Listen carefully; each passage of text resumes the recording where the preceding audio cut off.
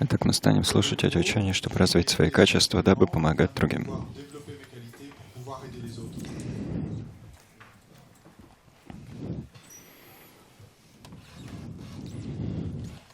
So what we just mentioned this morning was the essence of junior school, lower scope. То, что мы упомянули сегодня утром, было сущностью пути личности низшей способности или младшей школы.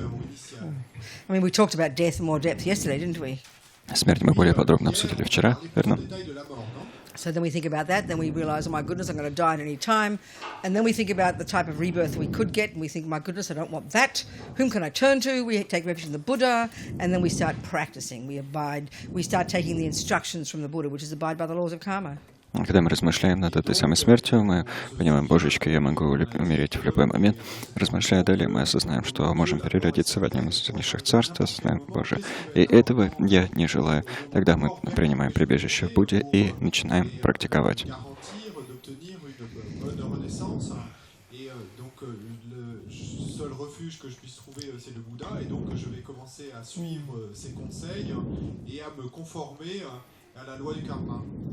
So, we mentioned briefly the Four Noble Truths, maybe yesterday. Мы кратко упоминали 4 благородных истины вчера. И первый из них состоит в том, что существует страдание. И в рамках этого описываются 3 вида страданий. Первый вид страданий — это когда случаются плохие вещи. Из глобальной точки зрения, с точки зрения разных царств, под этим подразумевается низшее царство. И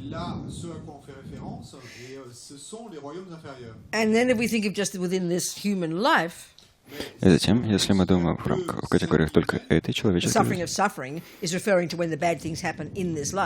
страдание подразумевает те периоды, когда в этой жизни случаются плохие вещи, плохие случаются в этой жизни.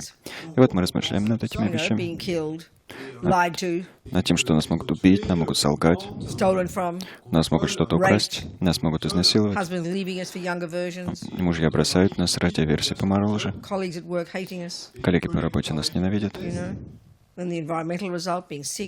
Думаем о следствии на уровне среды, о том, что мы болеем, живем в устрашающих местах, бедны. Мы все знаем, что для нас эти вещи непереносимы.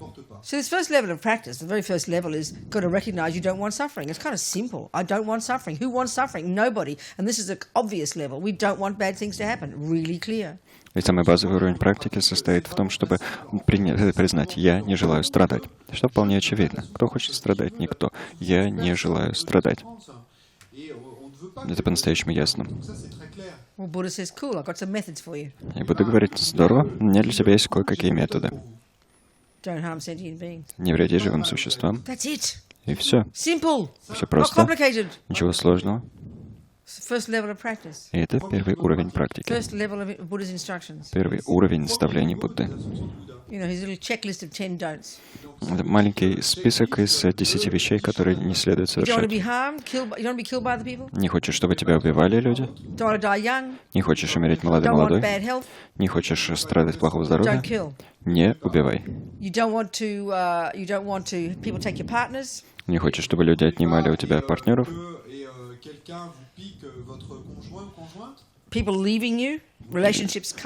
Люди тебя бросали, взаимоотношения распадались преждевременно. Не хочешь жить в вонючих, плохо пахнущих местах? Что ж, воздерживайся от неблагого сексуального поведения. Не хочешь быть бедным или бедной? Не хочешь, чтобы люди тебе не давали, отказывали в кредитах или не выплачивали свои долги? Не кради. Все просто. Нам просто нужно сложить 2 и 2. Не хочешь, чтобы люди тебе никогда не верили? Не лги. Не хочешь, чтобы люди лгали тебе? Не лги. Don't lie. Не хочешь жить в жалкой среде, где ничего не растет? Не лги. You don't want to be living around violent, ugly sounds, people abusing all the time. Не хочешь жить в окружении неприятных звуков, полных ярости звуков, где люди друг друга все время оскорбляют, With a lot of fear and paranoia and no one to trust. где много страха, паранойи, где некому доверять. Don't badmouth people. Не черни людей, Harsh speech. не черни людей, не используй грубую речь. Don't want to be born with incredible angry mind. Не хочешь родиться с невероятно сердитым умом?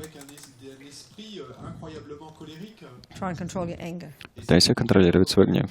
Don't want to be born with incredible craving. Не хочешь родиться с невероятным страстным желанием? Try and control your attachment. Пытайся контролировать свою привязанность. Don't want to be born stupid and thick and idiotic and ignorant, Не хочешь родиться, narrow-minded, fundamentalist. не хочешь родиться глупым, тупым, тупоумным, скудоумным, Don't have фундаменталистом. wrong views. Try Не, to be при- open-minded. не придерживайся ошибочных воззрений, старайся не быть невежественным. Живи с открытым 10 little умом. things Buddha mentions. 10 простых вещей Будда I didn't упоминает. list all the 10. Like, Я не все 10 перечислил, но они примерно таковы. И там 3 действия тела, 4 действия речи 3 of the mind. и 3 действия ума. Bare bones, starting point. Это чувство, So at this point, это самые the базовые reason not to вещи. kill И на этом уровне причин для не is for your убивать, sake. причин для того, чтобы не убивать, Nothing to do with compassion yet. ваше собственное благо. Пока это сострадание никак не связано. Сострадание — вещь более This is like продвинутая. compassion for yourself. Здесь речь о сострадании к себе. This is you recognizing you're sick of suffering, Вы распознаете, что устали от страданий, and I'm the cause. а я — причина. And this takes time, И на это требуется время. because we're all convinced everybody else is the cause, aren't we? Потому что мы все убеждены, что причиной являются все остальные. So getting these general guidelines, И понять эти общие принципы, we start to get the idea. поняв эти общие принципы, мы начинаем осознавать. Buddha doesn't say don't eat 6 pieces of cake.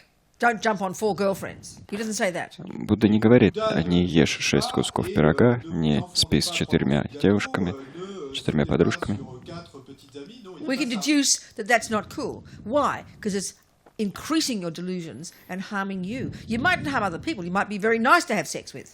Нет, мы можем умозаключить, что такого рода действия усилят наши собственные омрачения. Ведь совершая эти действия, может быть, и не будем вредить другим, может быть, с нами очень приятно спать. Okay. These actions, he says, gets us not to do this first 7. Первые 7 действий Будда побуждает нас Are не actions that совершать. harm another. И это действия, которые вредят But the другим. reason he gets us not to do them is because they'll harm ourselves. Но причина, в силу которой Будда побуждает нас от них воздерживаться, в том, что эти These are the действия cause of why навредят нам. those things happen to me. Именно из-за этих вещей аналогичные им вещи случаются Very со мной. broad guidelines. Это очень Very broad guidelines такие очень of how to широкие, practice ethics and morality. широко описанные принципы, широкие But once we start to принципы control ourselves, практики not нравственности. refraining from these things, Практики нравственности. Когда мы начинаем контролировать себя, воздерживаться от этих вещей, in sexual misconduct, примите к сексуальному he doesn't поведению, say don't have lots of sex. Будда не говорит: не занимайся сексом много. One of the things is don't cheat on your partner. Один из принципов там — не изменяй своему He партнеру. doesn't say don't have sex with 4 girlfriends. Он не говорит: не спи с 4 девушками. But once we understand this, we can start to realize that that's also what's harming me. So then you get the idea. So he doesn't say don't eat, don't stuff yourself with cakes. He doesn't say that. Но поняв общий принцип, мы понимаем, что такого рода действия, секс с 4 девушками, нам тоже принес бы вред. Точно так же Будда не говорит, скажем, не нажирайся пирогов. And then in other words, we'll start to get the idea that this practice is learning to discipline our body and speech. Иными словами, у нас возникает понимание того, что сама эта практика состоит в том, чтобы начинать дисциплинировать свои тело и речь. Because it harms you.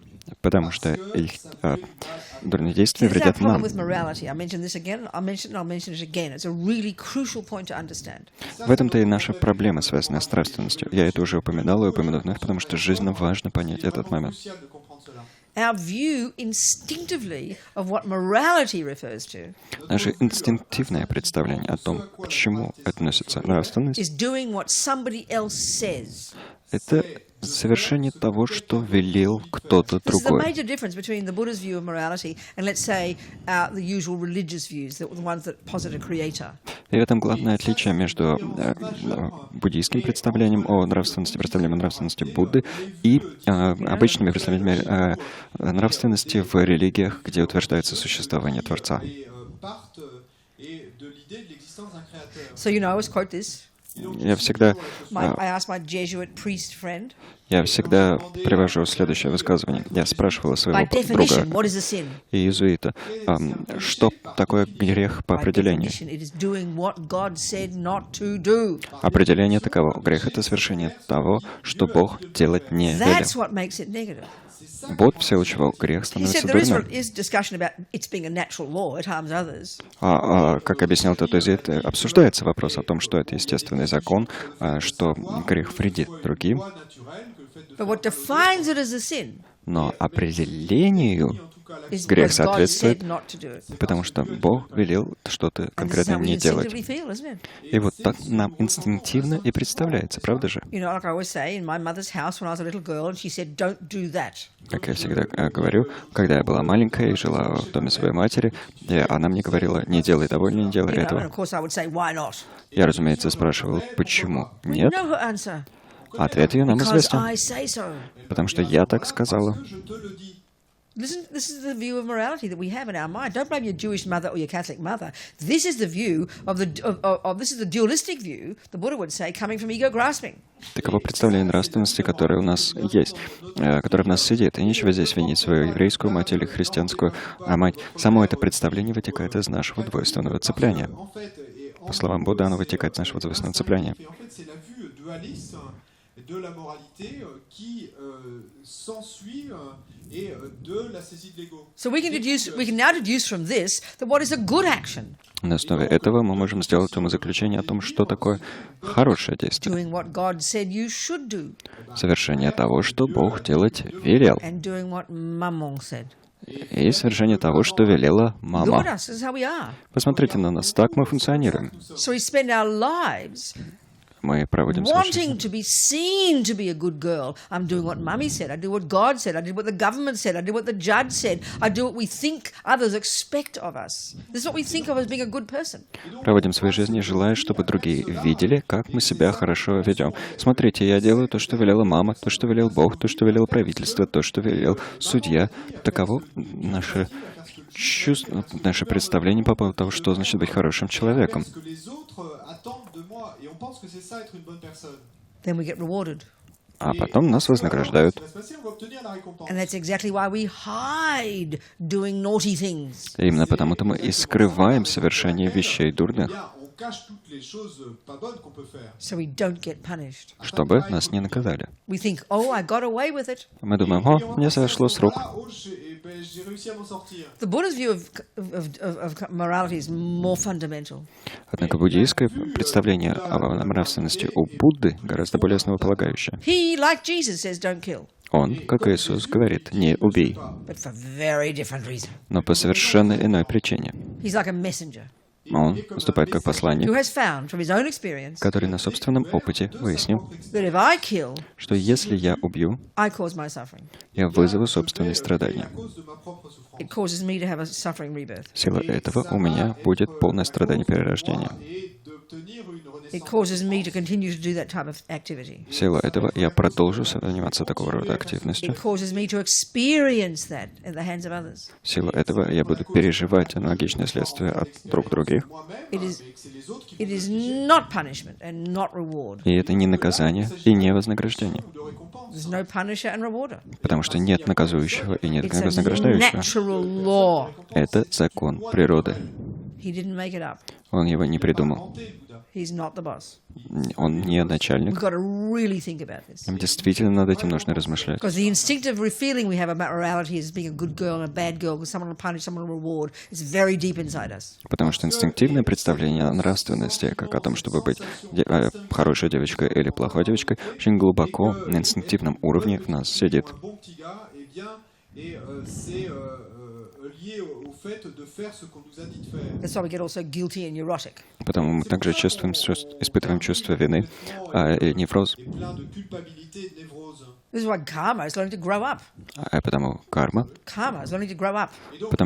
потому освоение, изучение кармы — это процесс взросления, где мы I am the принимаем one who causes ответственность. my own suffering. Я вызываю собственное страдание, Cause sa propre souffrance. Therefore, I am the one who causes my own happiness. а потому и я же вызываю собственное Et la счастье. cause de son propre bonheur. It's really a profound point. Это действительно глубокий момент. We've got to think carefully about it, not just be cliched. Над ним нужно тщательно размышлять, а не просто придерживаться каких-то клише.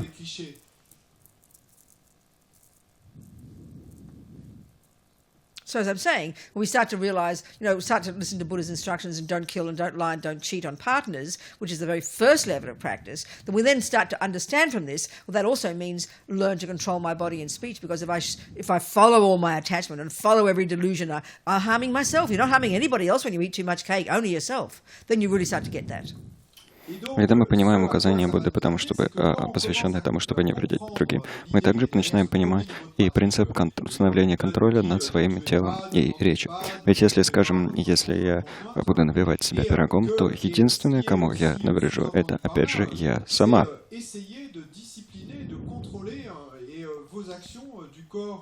Et de la parole, parce que la personne à qui vous allez faire du mal si vous multipliez les relations sexuelles ou si vous enfournez trop de parts de gâteau, c'est à vous-même. À qui vous faites du mal en mangeant trop de gâteau, c'est à vous-même.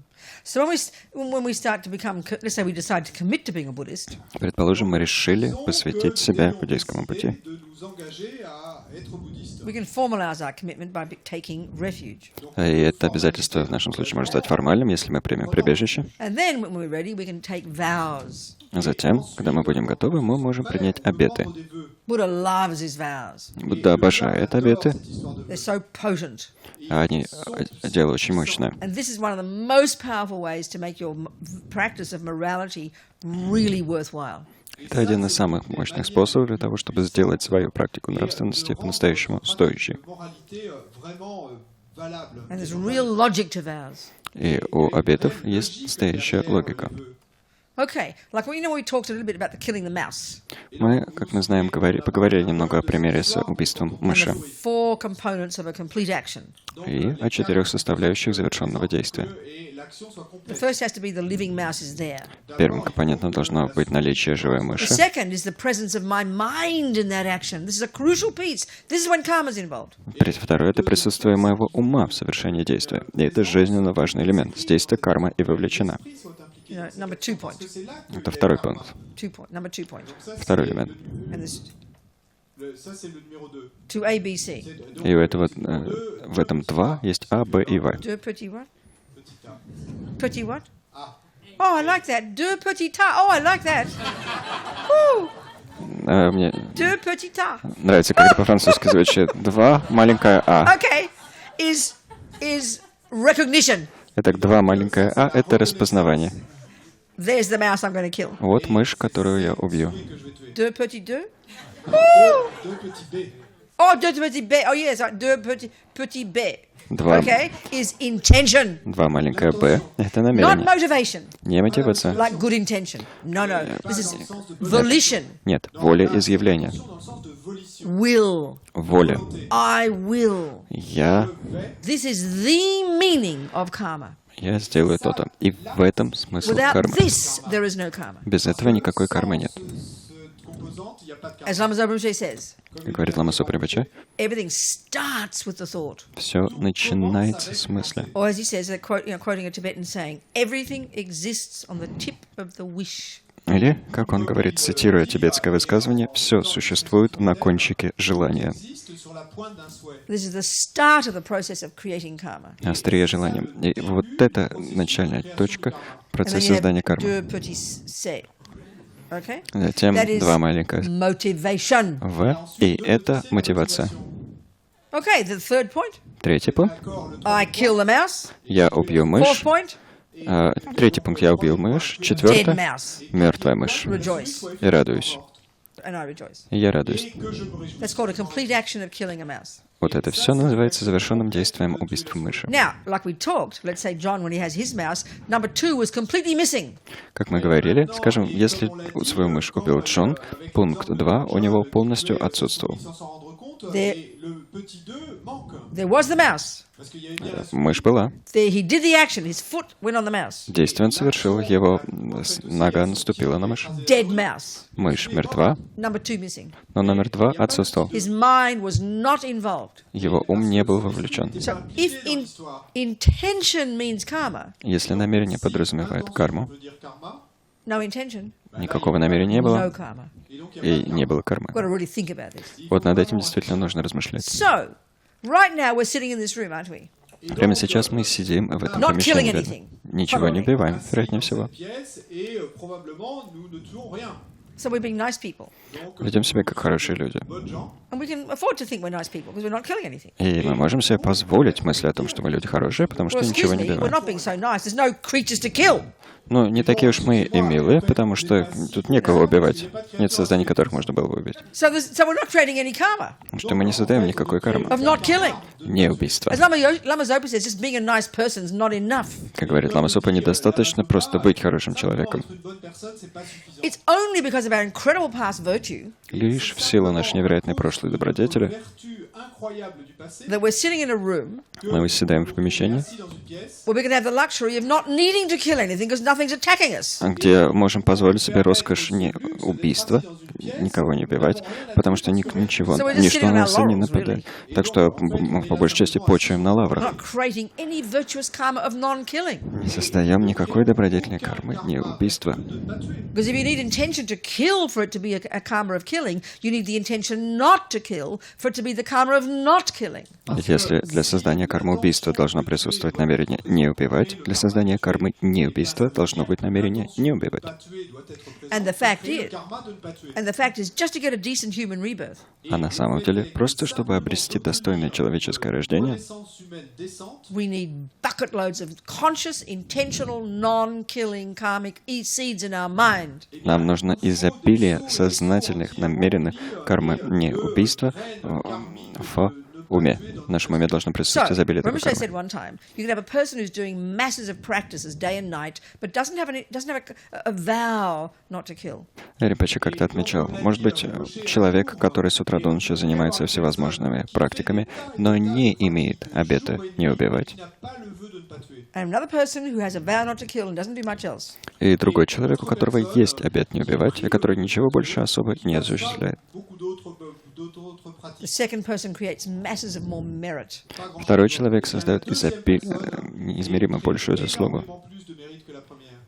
That's the power of vows. Такова сила обетов. This is Buddha's teaching. Таково буддийское учение. Учение vows. об обетах. He says, they say in the teachings that vows are so special that they are actually a subtle form that is visible to clairvoyance. Учение говорится, что обеты настолько исключительны, что на самом деле являются тонкой формой, которую можно увидеть с помощью ясновидения. So we don't have a vow not to kill, let's say. Предположим, у нас нет обета не убивать. Like there's a grouping of 5 laypersons' vows. Существует такое собрание, набор 5 обетов мирянина, Once you've taken refuge. которые можно принять, And it's когда from принимаешь 10 прибежище. non-virtues. И они как бы выбраны из числа 10 недобродетелей. But it's just 4 of them plus an added one. Но там всего 4 недобродетели упомянуты, плюс добавляется еще 5-й принцип. Are killing, 4 обета мирянина — это воздержание от убийства, воровства, сексуального, неблагого сексуального and the поведения fifth и one is лжи. no intoxicants. А 5-е — воздержание от опьяняющих веществ, интоксикантов. So we could have no vow to not kill, no vow to not steal, no vow to not lie, etc. У нас может не быть обета не убивать, не красть, не лгать. But it's only when you meet that mouse Но лишь когда мы встретимся с and you мышью think, и подумаем, I must not kill that mouse. я должен не убивать It's эту only мышь, then that you create the karmic seed of non-killing. только тогда вы создадите кармическое семя не убийства.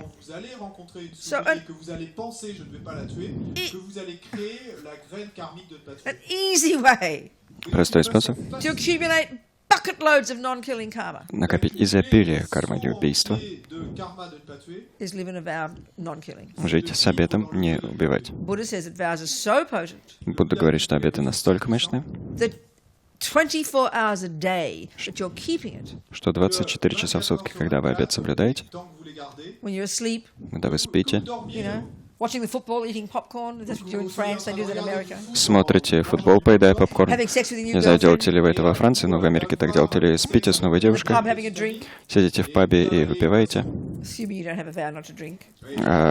при условии, что у вас нет обета Every не second you're not пить. killing, Каждую секунду, когда вы не убиваете, you're ticking over virtuous karmic seeds of non-killing. у вас накапливаются добродетельные кармические семена неубийства. Action karmique vertueuse de ne pas tuer. And you're purifying your mind. И вы очищаете свой ум. So as Rinpoche says, Так что, как говорит Ринпоче, for us to have this human life that we've got, чтобы у нас была эта человеческая жизнь, которой мы сейчас обладаем, it has to have been not just from being moral in the past and non-killing, мы не просто должны были быть нравственными в прошлом, не просто должны были не убивать, Nous soyons pas seulement conduits de manière morale and dans not, le passé, but from us practicing a spiritual path. But not only that, мы также должны были практиковать духовный путь, но более того, mais même pas seulement cela. but keeping strong vows of morality. мы должны были в прошлом соблюдать мощные обеты нравственности. Being good is not enough. Недостаточно было быть It just просто doesn't have хорошими. enough power.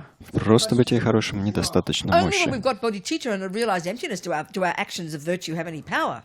Наши действия добродетельные преобладают реальную мощь, только когда мы обладаем бодхичиттой и постигаем пустотность. So it's like it's impossible to get ahead of the game without vows, basically. И, по сути дела, продвинуться вперед, не имея обетов, невозможно. Impossible de réussir et de passer enfin de réussir à aller de l'avant si on ne tient pas des vœux.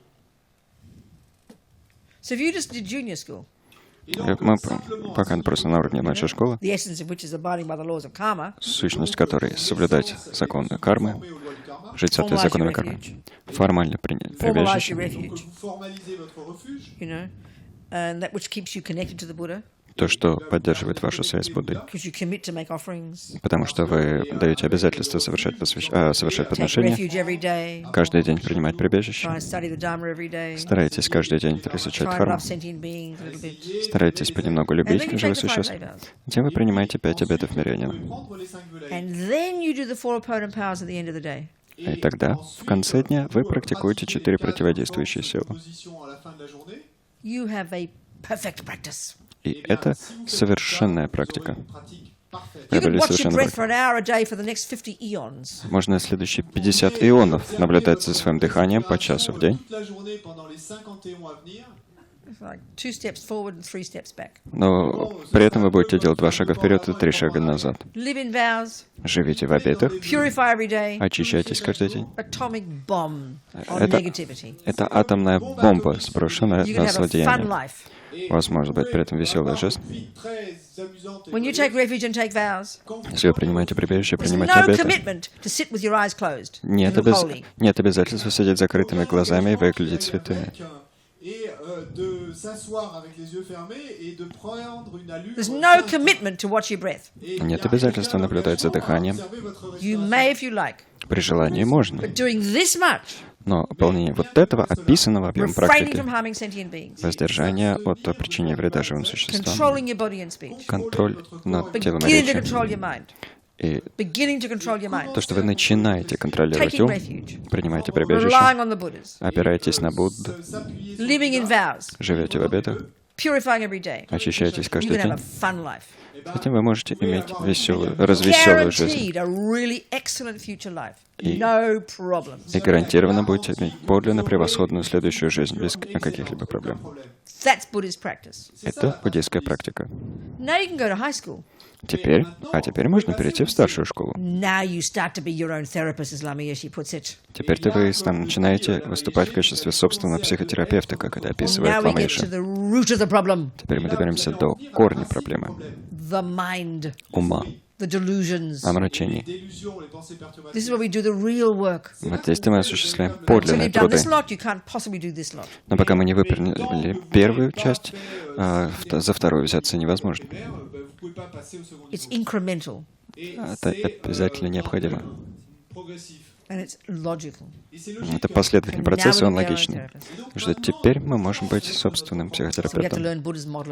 И нам нужно изучить буддийскую модель ума, предлагаемую Буддой. When I first heard, just a couple of years ago, read His Holiness say that it was these amazing Indians more than 3,000 years ago who were the ones who began this incredible investigation into the nature of self. It really opened me up to recognizing the unbelievable beings that they were back then, you know. Как я уже упомянул, когда его святейшество Далай-лама пару лет назад сказал, что именно древние индейцы, жившие почти 3000 лет назад, начали этот невероятный процесс исследования природы. Это действительно открыло мне глаза и позволило признать, насколько изумительными существами они являются. И из той среды и происходил Будда. Из среды этих невероятно гениальных, исполненных блаженства духовных существ. Психологов. Они были психологами.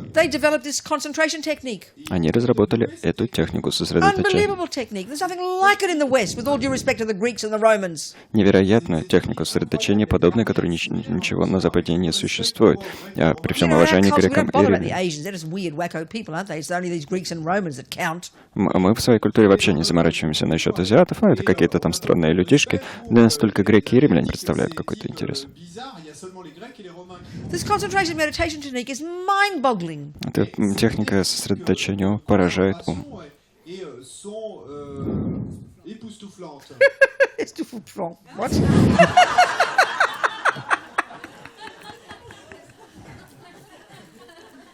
They discovered their own mind. Not talking about a soul.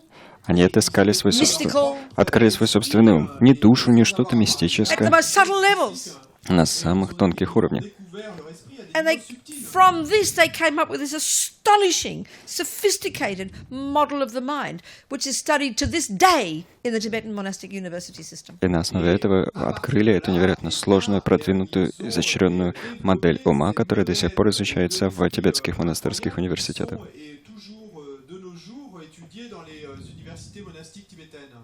With different findings on the way, but that's the basis. По сути, по ходу дела были сделаны иные открытия, разумеется, но базис открылся там. И изучается как эпистемологическая, так и психологическая модели ума. Эпистемологическая модель поразительна. Она невероятно изощренная. Description of the actual way our cognitive process works, not the brain, the actual mind itself. И это описание того, как на самом деле работает наш когнитивный процесс, как срабатывает наш когнитивный процесс. Не мозг, а именно ум.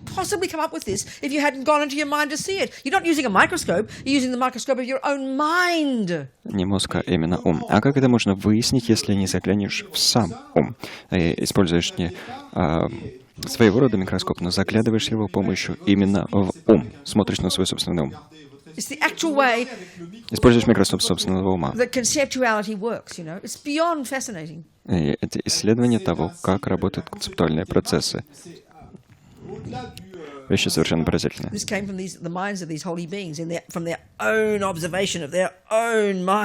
все это пришло из умов этих святых существ, на основе их наблюдений за собственным умом. And then you got the psychological model. А дальше идет модель психологическая, описывающая содержимое нашего ума. И, как я сказала, есть 3 категории состояния ума. 4-й категории нет.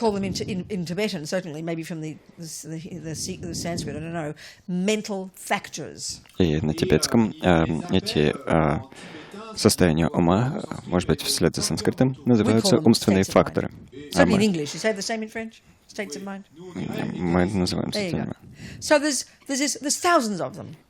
На самом деле их тысячи.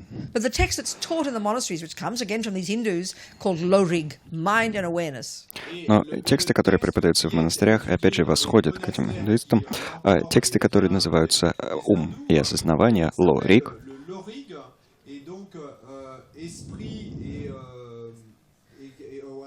Whatever, low-rig. They cover both the epistemological model and the psychological. Содержит описание как эпистемологической, так и психологической модели. And in the psychological, they discussed 51 mental factors. И в рамках психологической модели описывается 51 умственный фактор. Actually, there are thousands, like I said. На самом деле их тысячи, как я These сказал. 51 have been chosen because they're particularly related to the person who wants to learn to meditate and practice morality. Но эти 51 фактор конкретно были отобраны, потому что они относятся к тому человеку, который хочет научиться медитировать и практиковать нравственность. And practice morality. И практиковать нравственность.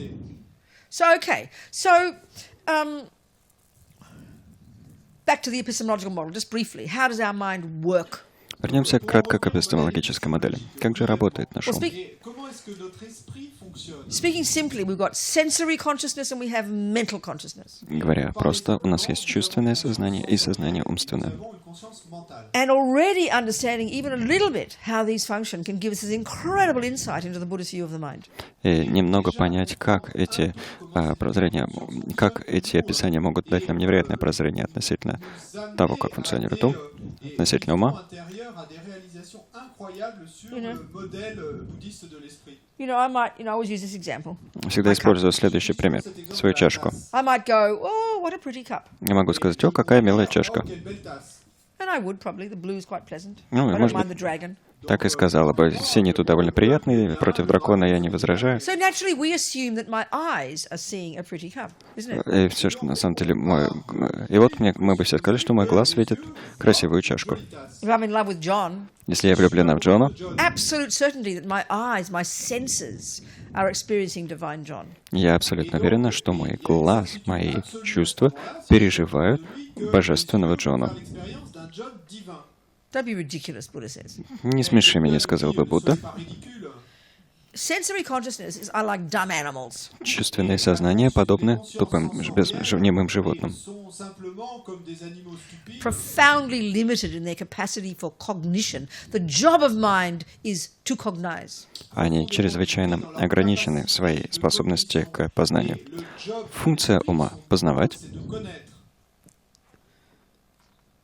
To cognize, Познавать, to know, or Знать. to be aware. These are all synonyms. познавать, знать или осознавать. Все это синонимы. To be aware. All synonyms. Все это This синонимы. is the job, the function of mind. Такова работа, такова функция ума. Okay. So sense eye consciousness, Чувственное сознание глаза, which is, the way to put it, is that part of my mind, which remember is not physical, mind and consciousness are synonymous. это часть моего ума или сознания. Здесь ум и сознание используются как синонимы. Нематериально, как вы помните. That through the medium of the different bits and pieces of the physical, Которые через through the medium of the eyeball and the eyelid being open and the nerves and blah blah, it cognizes. Который через посредство физического, того, что глаз открыт, века приподняты, зрительные нервы активированы и так далее, через посредство всего этого дела познает Two things: две вещи. shape and color.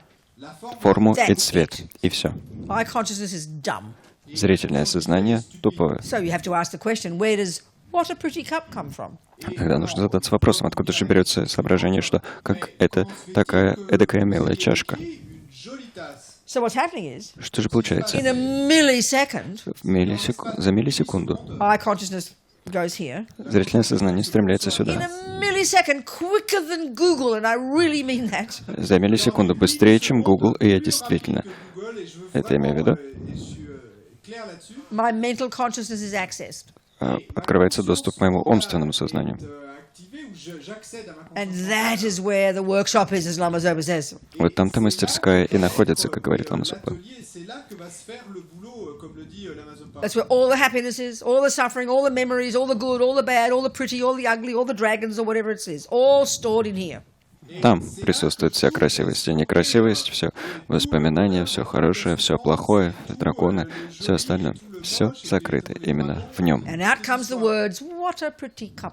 И вот выскальзывают слова. Какая красивая чашка. Like we said in the very first day, whatever arises in our mental consciousness, you could say the Buddha says this, is an opinion, a viewpoint. Как мы говорили в первый день, как сказал бы Будда, все, что возникает в нашем умственном сознании, это мнение, это точка зрения, It's a thought. мысль, It's a concept. And концепция. what Buddha's saying is, И Будда говорит, all these trillions of viewpoints in this mind of ours, что все эти триллионы точек зрения в нашем уме, forget the third category of the neutral. забудем пока третьей категории нейтральных, Just take the negative and the positive. будем рассматривать только позитивные и негативные. All these trillions of viewpoints Все эти триллионы точек зрения are either right or Lip. they're wrong. либо верны, либо неверны. Or they're valid or they're not. Или достоверны, или недостоверны. You learn in great depth the variations of all of these, but breaking it right down to simple terms. Очень подробно изучаются под категории понятия достоверное и недостоверное, но мы здесь все сведем к простому объяснению. Some opinions are valid, Некоторые мнения достоверны, some are not. а некоторые нет. This is the one. So in general, Так что в what we have to целом learn is these two categories, the negative and the positive states of mind. нам нужно изучить эти две категории, благие и неблагие состояния ума. Because there are all these stories in our mental consciousness. Потому что все это история в нашем умственном сознании. So it could be, there could be some validity in that. Может быть, какая-то достоверность в озвученном. You know, let's say it won the best cup design. Скажем, чашка эта выиграла приз за лучший чашечный дизайн. So you Лучший дизайн you чашки. could argue, according to the laws of design of cups, this is considered among the experts to be the best cup. It's possible to have that, isn't it? И можно тогда заключить, что с точки зрения законов чашечного дизайна экспертами признано, что это наилучшая чашка. Возможны такие варианты. There could be, in other words, there could be some conventional truth to it. Иными словами, может быть какая-то условная истинность. John might be quite handsome, Джон, может, и является весьма привлекательным. according to the rules of handsome men, you know? В соответствии с законами привлекательности мужчин. I mean, he's got a couple of ears and a nose in the right place and a couple of eyes in the right place. У него пара ушей, нос там, где нужно, глаза там, где нужно. He could fit conventionally into our agreement of what a handsome guy is. He could fit that. Условно, он может вписаться в наше соглашение относительно того, что называть привлекательным парнем. And that's okay. И ничего. But what Buddha's discussing is the negative ones are these embellishments. They're delusional, they're distorted, they're exaggerated, they're not true. Что же говорит Будда? Что неблагие состояния ума являются преувеличениями, приукрашениями, искажениями, дорисовками. Они не соответствуют истине.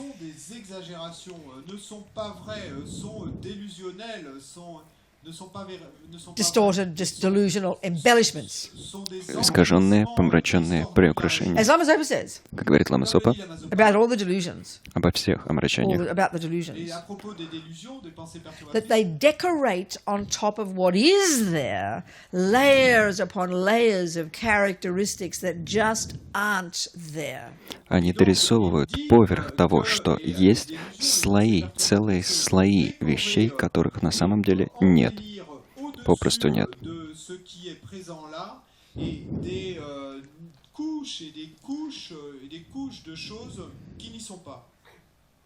But because we're so addicted to these viewpoints, Но поскольку мы так зависимы от этих точек зрения, we can't see the difference. мы не видим отличия. So, you know, let's say I love John. Скажем, я люблю Джона. Now, love is under the heading positive.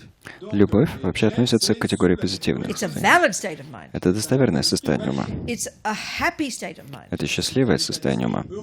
It's not delusional. Оно не помраченное, It's not distorted. не искаженное. It's altruistic. Оно альтруистичное. It's defined as the thought, may you be happy. И любовь определяется как мысль, пусть ты будешь Delighting in счастлив, his happiness. или радость по поводу его счастья. Yeah, that's a virtuous state of mind. Это добродетельное состояние ума. But then I've got attachment for John, Но в то же время у меня есть привязанность к Джону, which comes from my own neurotic ego grasping, проистекающая из моего собственного невротического цепляния за эго, it comes from my neediness, что проистекает из моей собственной the sense that I'm missing something. навязчивости, того чувства, что ничего-то не Then it хватает, causes him to look far more delicious than he really is. в силу чего он выглядит гораздо аппетитнее, чем есть на самом деле,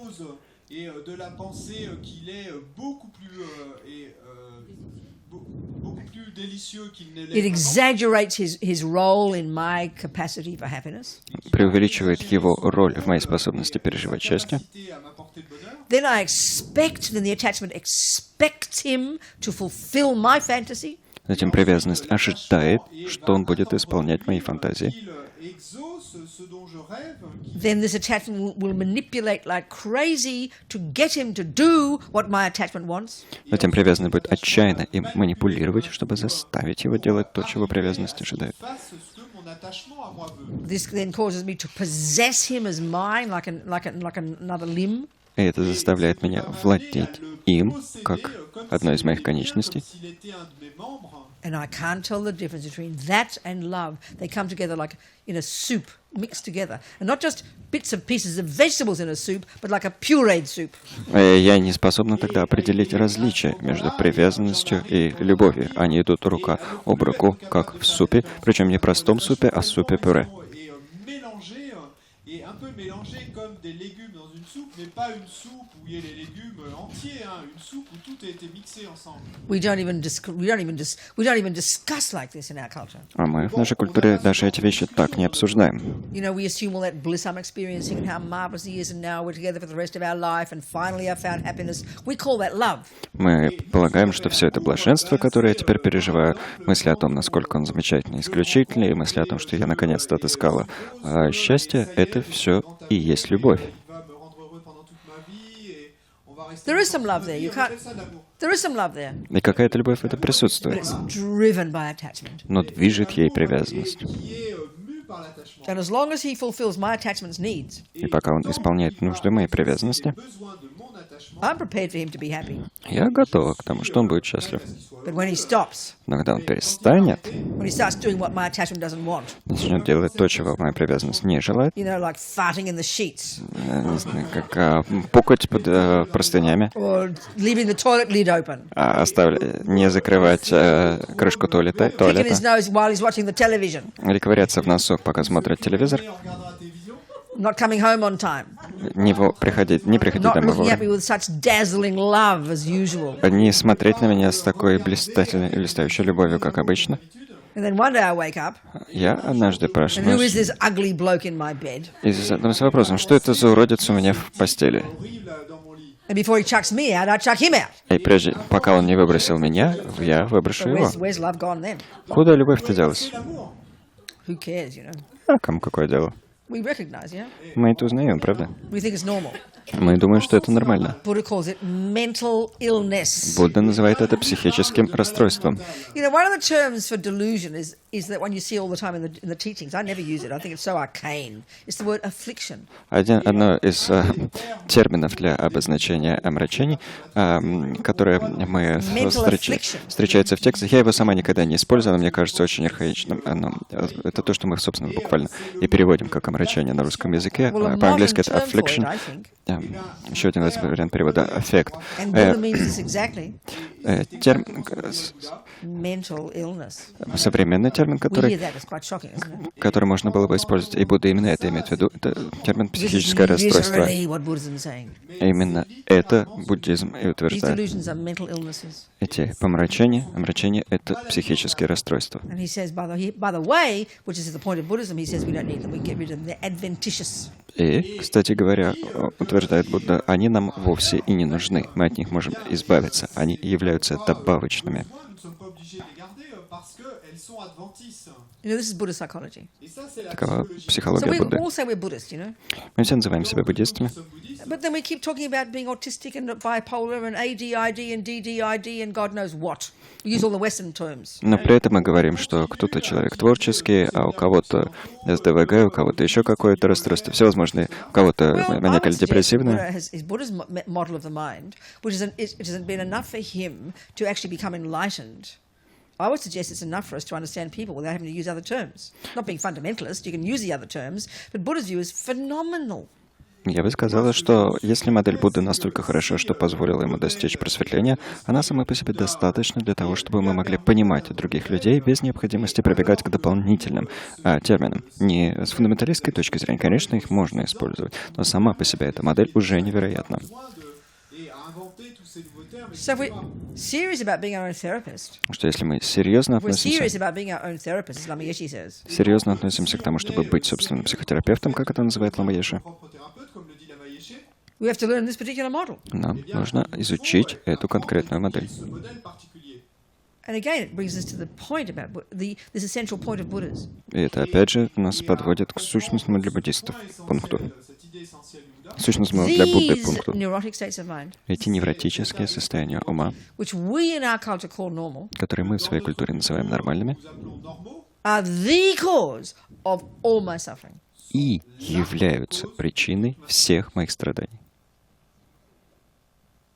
So if I go to you as my therapist, Если я I tell you I'm getting angry all the time with John, посещать своего психотерапевта и буду рассказывать, я все время сержусь на Джона, and jealous and those kind of things, ревную и так далее. then of course, because you have a model that says that I was made by my parents, Поскольку вы придерживаетесь модели, утверждающей, что я была сотворена своими родителями,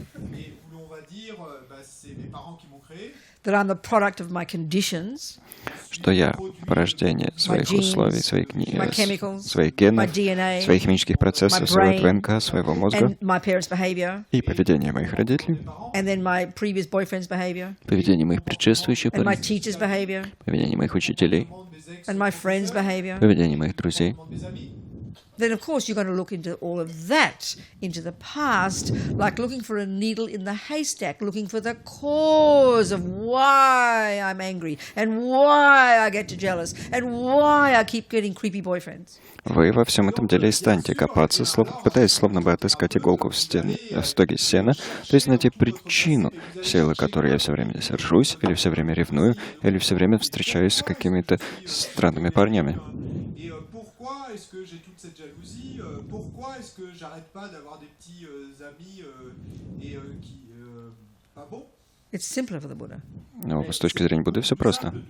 He says, look into your own mind, Робина. Он скажет, посмотри в свой собственный ум, Робина. Why am I angry? Почему я сержусь? Well, I'm sorry, Робina. It's because you've been angry. It's because you've been angry before, sweetheart. Извини, Робина, ты сердишься, потому что ты сердилась в прошлом. Why was I angry then? Why was I angry with the last boyfriend? А почему я тогда сердилась? Почему я сердилась на предыдущего парня? Well, you must have been angry before. Стало быть, ты сердилась и до того.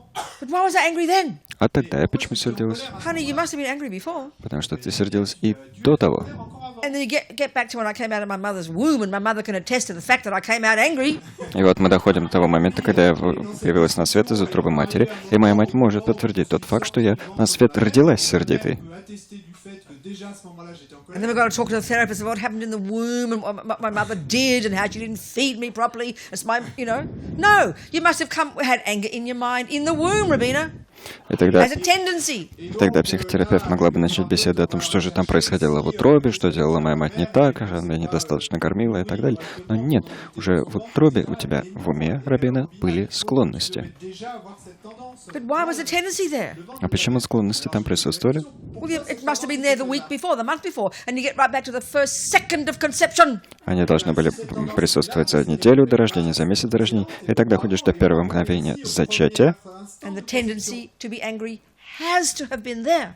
А склонность к гневу должна была там присутствовать. And where did that come from? А откуда она возникла? Oh, I must have been angry before in a past life. Стало быть, я в прошлой жизни, And I должно быть, came fully сердилась. programmed with it in this life. И пришла полностью запрограммированная с этим в эту So you don't жизнь. have to waste all your money on therapists. Так что нет нужды тратить все деньги на психотерапевта. Find some good therapists. Нет, найдите хороших психотерапевтов, But in the end, you've got to look into your own mind. но в конечном итоге вам нужно будет посмотреть в свой собственный ум. My anger, my depression, my jealousy, my low self-esteem, they are the thing that is breaking my heart. Мой гнев, моя депрессия, мой страх, моя низкая самооценка, моя ревность, именно они разбивают мое сердце. And then you add karma to that. Когда вы добавляете к этому карму, It's my having harmed him in the past. это я ему в прошлом причиняла вред. And I meet him again. И снова с ним встретилась. So I'm responsible for both. Так что я несу So this is ответственность и за то, и за другое. This is very grown up. Это очень мощная мысль и очень зрелая. This is not the view of a victim. Это не точка зрения жертвы. And as Lama Yeshe puts it, И как это описывает Лама Йеша, all these delusions, все эти омрачения they're the symptom являются симптомом of the self-pity me. жалеющего себя «я». And the pauvre petit moi И этот бедное is the жалеющее meaning of себя ego. «я». Таков смысл эго. This is the irony of ego. В этом-то и его ирония. So the words aren't complicated Слова тут несложны, because it's so utterly opposite to our instinctive feelings now. It's hard to hear it. но поскольку они настолько противоположны нашим инстинктивным нынешним чувствам, услышать эти слова сложно. So we must understand these states of mind. Так что нам нужно понять эти состояния ума.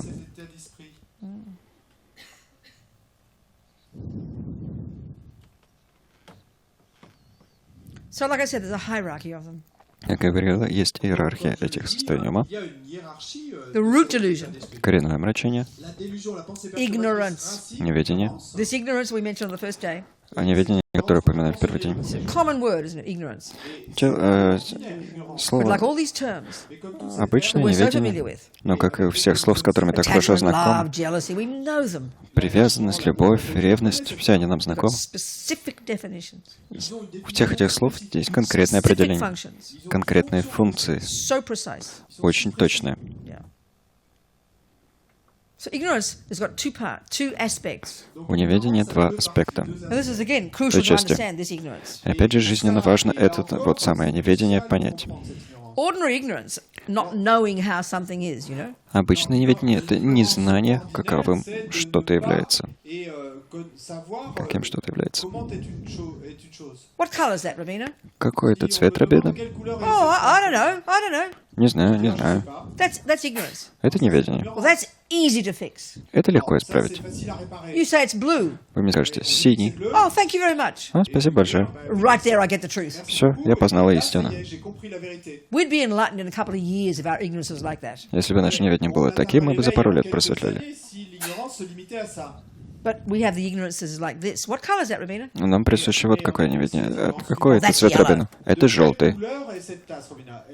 Not only do I not know that it's blue, Я не только не знаю, что это синий, I'm completely convinced it's something that it isn't. я еще и полностью убеждена, что это что-то, чем на самом деле объект So не not является. only does this marikpa, this ignorance, this root delusion, То есть не только это марикпа, это неведение, это коренное омрачение. not know ultimately, finally, how things actually exist. Не знает, как на окончательном уровне вещи действительно существуют, But it's completely convinced that it exists in the exact opposite of what is true. но и полностью убеждено, что вещи существуют, включая полностью в противоположном их And реальному Buddha says способу for существования. eons, И we've Будда, been totally believing in all the lies. говорит, что на протяжении бесчисленных ионов мы были полностью убеждены во всей этой лжи. And they're so habitual И для нас это ложь that, as настолько Rinpoche привычна, says, что, как говорит it's Лама bad Сапрабхача, enough that I, let's say, think that this is yellow, мало того, что я считаю, скажем, что это желтый, or believe that he's the cause of my suffering, или считаю, что он причина моих страданий, or whatever, или что бы там so ни было, believing in a thing that isn't true. верю в что-то, что не является Not истиной. only do I believe it is yellow, Не только я считаю, что это желтый. no, sorry, not only do I, what is it again? Not only do I think it's yellow, Не not only только, do I think it's yellow, я не только считаю, что это желтый, I believe it's true. я верю, что это так. So not only do I think, То есть я не только думаю, not only do I think that my mother made me, that I'm an innocent victim, that my mind is my brain, that there's no karma, that things have an inherent existence, not only do I think all that, but I believe it's true. я не только верю, что не только считаю, что моя мать меня сотворила, что мой ум — это мой мозг, что никакой кармы нет, что вещи обладают неотъемлемым существованием, что я невинная жертва. Не только я считаю, так Okay, we я have to keep верю во remembering все this эти is вещи. not being fundamentalist here. Нам нужно помнить, что мы здесь не в каком-то фундаменталистском ключе рассуждаем. d'être fondamentaliste ici. What we're discussing in this room is Buddha's view of the universe. Мы здесь обсуждаем в этом помещении представление Будды о реальности. Близкие воззрения о реальности. Or it might not be wrong. Они могут быть ошибочными, а могут и не быть. That's why it's got nothing to do with believing it. И именно потому они никак не связаны с тем, чтобы в них That's why if верить. you decide to take it on board, you're using it as your working hypothesis, like I said. И потому, если вы решаете принять эти воззрения, вы их используете в качестве рабочей гипотезы, как я говорил.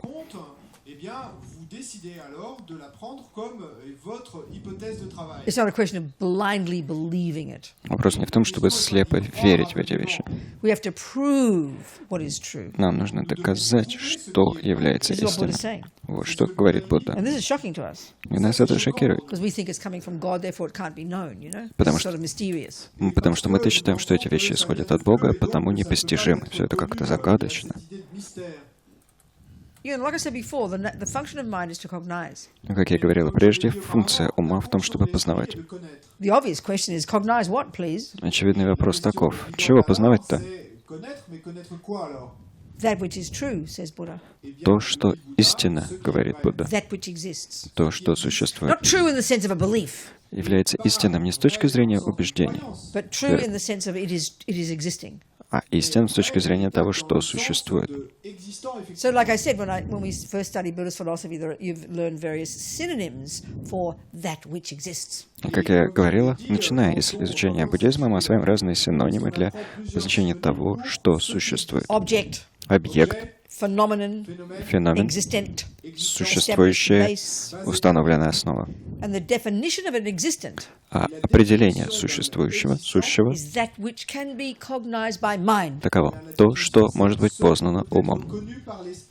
And of course, it has to be a valid state of mind. And like I said, there's many ways in the epistemological model describing what is a valid state of mind. И здесь, разумеется, познавать должно достоверное состояние ума, а, как я сказал, в эпистемологической модели, подробное описание того, что такое состояние ума достоверное.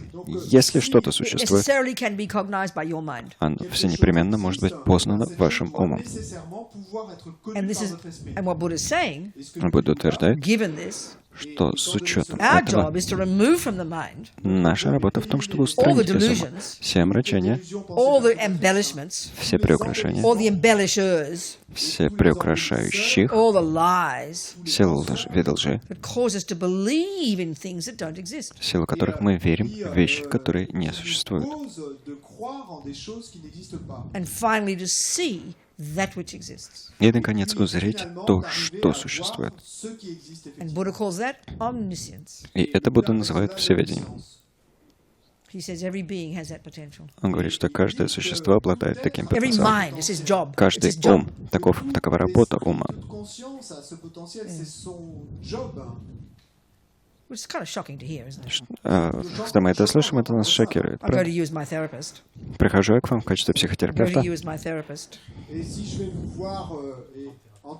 And I ask you, please give me methods to get rid of all delusions, all fear, all ego, all jealousy. и прошу вас, пожалуйста, дайте мне методы для освобождения от всех омрачений, всех видов страха, всей зависти.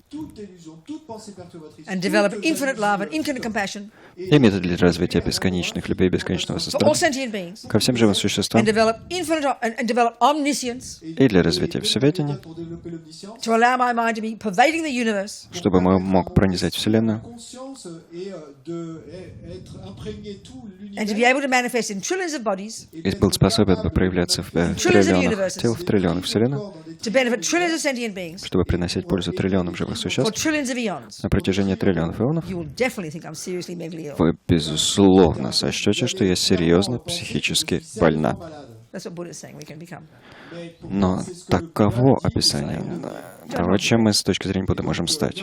Не ждите, что это случится сразу. So let's just start talking about now. Go into the details about these delusions. How we learn to recognize what they are. А теперь мы перейдем к описанию подробностей того, как начать распознавать эти омрачения. Как начать их распознавать. They're all lies in the same way. Все они в равной степени лживы, все это в равной степени They all лживы. distort. Все они искажают. So attachment's the main default, the default delusion in day-to-day life that runs the show. Привязанность — это то омрачение, которое на повседневном уровне всем заправляет по умолчанию. And like I said, it's multifaceted. Как я сказал, у нее много сторон. Then crave something to fill up the gaping hole. Страстное желание что-то заполучить, чтобы заполнить мучительную пустоту. Its key function is to exaggerate John's deliciousness. Ключевая функция привязанности — преувеличивать аппетитность Джона. And then to believe utterly that when I get him, I'll get happy. И быть полностью убежденным в том, что когда я его заполучу, я буду счастлива. Attachment is like the main voice of ego grasping. Привязанность — это как бы главный голос цепляния за эго. And you could say that it is a junkie. И можно сказать, что привязанность — наркоман, To get what I want every millisecond. жаждущий в каждую секунду заполучать то, чего я желаю. And it can only bear the nice things. И наркоман способен стерпеть The только millisecond I приятные don't get what I вещи. want Только приятные вещи. Стоит в ту секунду, когда я не получаю желаемого, is the millisecond aversion arises, anger. как возникает отторжение и гнев. And that thing is like a nightmare. We can't stand it. А это словно кошмар, мы не способны это вытерпеть. This is the fundamental state of mind of all samsaric beings. These two run the show. Attachment and aversion. They drive all of us. Это основополагающее состояние ума всех сенсорических существ. А привязанность и отторжение, они всеми нами управляют. Then on top of this you add jealousy and low self-esteem and arrogance and all the other stuff. А в дополнение к тому присутствует зависть и ревность, высокомерие и так далее, все остальные эти состояния. So a million times a day. Так что миллион раз на день Attachment's desperately trying to get all the nice things. привязанность отчаянно старается заполучить все вещи And приятные frantic to push away the ugly things. и отчаянно старается оттолкнуть вещи неприятные. Такова сансара. Just observe outside there. Look at the world. Посмотрите вокруг, понаблюдайте за миром.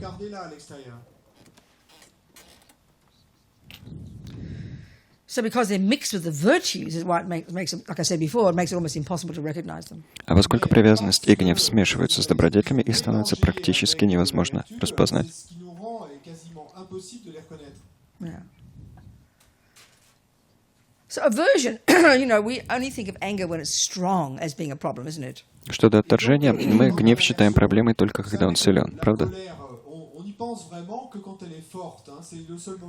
When you see the person shouting and yelling, then we realize they've got a problem with anger. Когда мы видим, как человек вопит, кричит, тогда мы понимаем, что у него или у нее But проблемы we с all have гневом. aversion. Но отторжение нам всем присуще. Necessarily. Все непременно. Because there's no way in the universe attachment will only ever get what it wants. There's no way. Потому что невозможно такое, никогда невозможно такое, чтобы привязанность всегда получала лишь желаемое. Like I said, there are polite words for it. Как я сказал, это все можно назвать вежливыми словами. Frustration, Фрустрация, annoyed, раздражение, irritation, annoyed, irritated, upset. недовольство, расстройство. They're all polite words for anger, but mild anger. Все это вежливые слова для обозначения гнева, но гнева в мягкой форме. You just drop a cup and you get upset. Вы роняете чашку и расстраиваетесь. That's anger. Это гнев. And it's a response because your attachment didn't get what it wants. И это отклик, потому что ваша привязанность не Because получила желаемого. attachment only wants everything to be perfect. Ведь привязанность ты хочешь, чтобы все было совершенным. Isn't it? Разве не так? As soon as something goes wrong. Стоит чему-то By the пойти end of не the day, так, no wonder we're exhausted. к концу... неудивительно, что к концу дня мы устаем, мы измождены. We just call this normal. Но мы это просто называем нормальным. It's called anger. Это называется гнев. Because we can't stand something going wrong. Потому что для нас нестерпимо то, что что-то идет не так. So some people express it in a volatile way, it's true.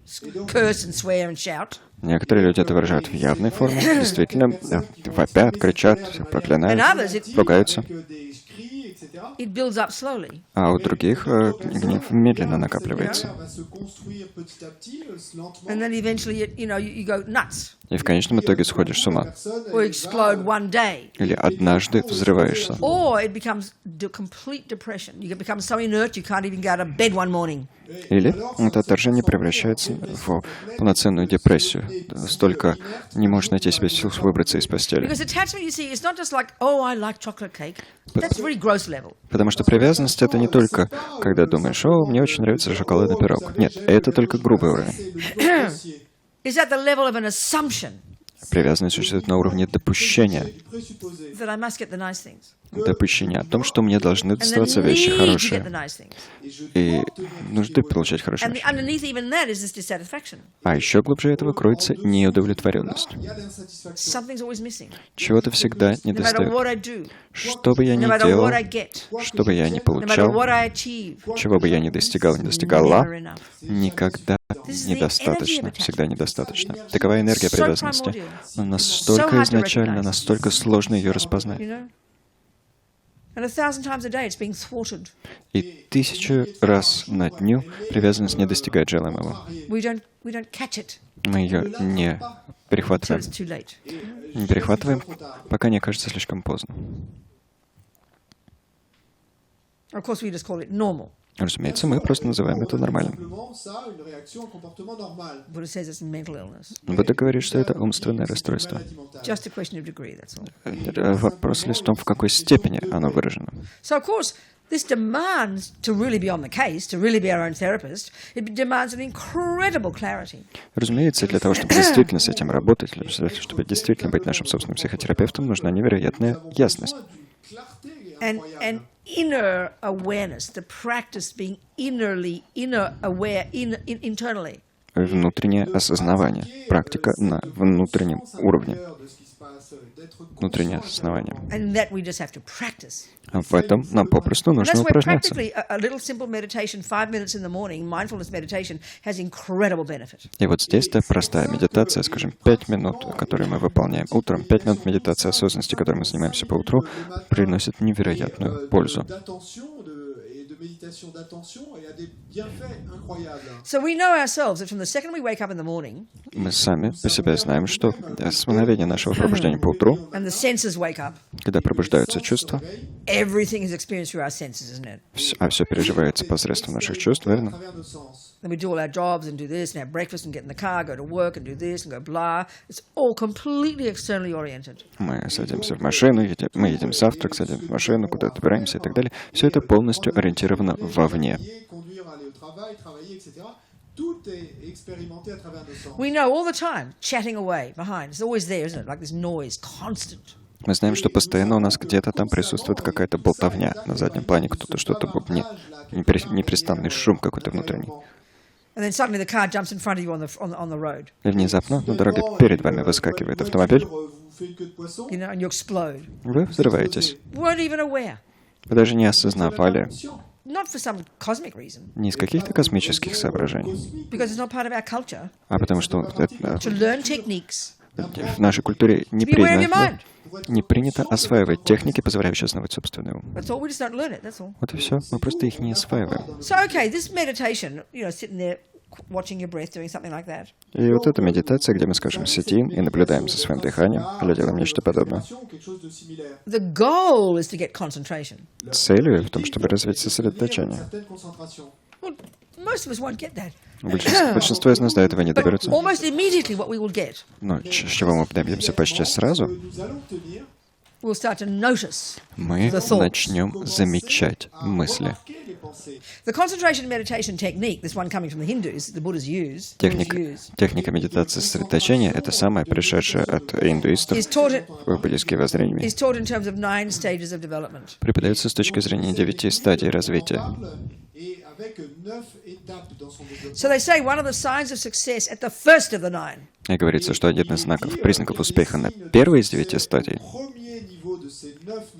you think you're getting worse — это то, что вам кажется, что стало хуже. because you're noticing your thoughts. Потому что вы замечаете свои мысли.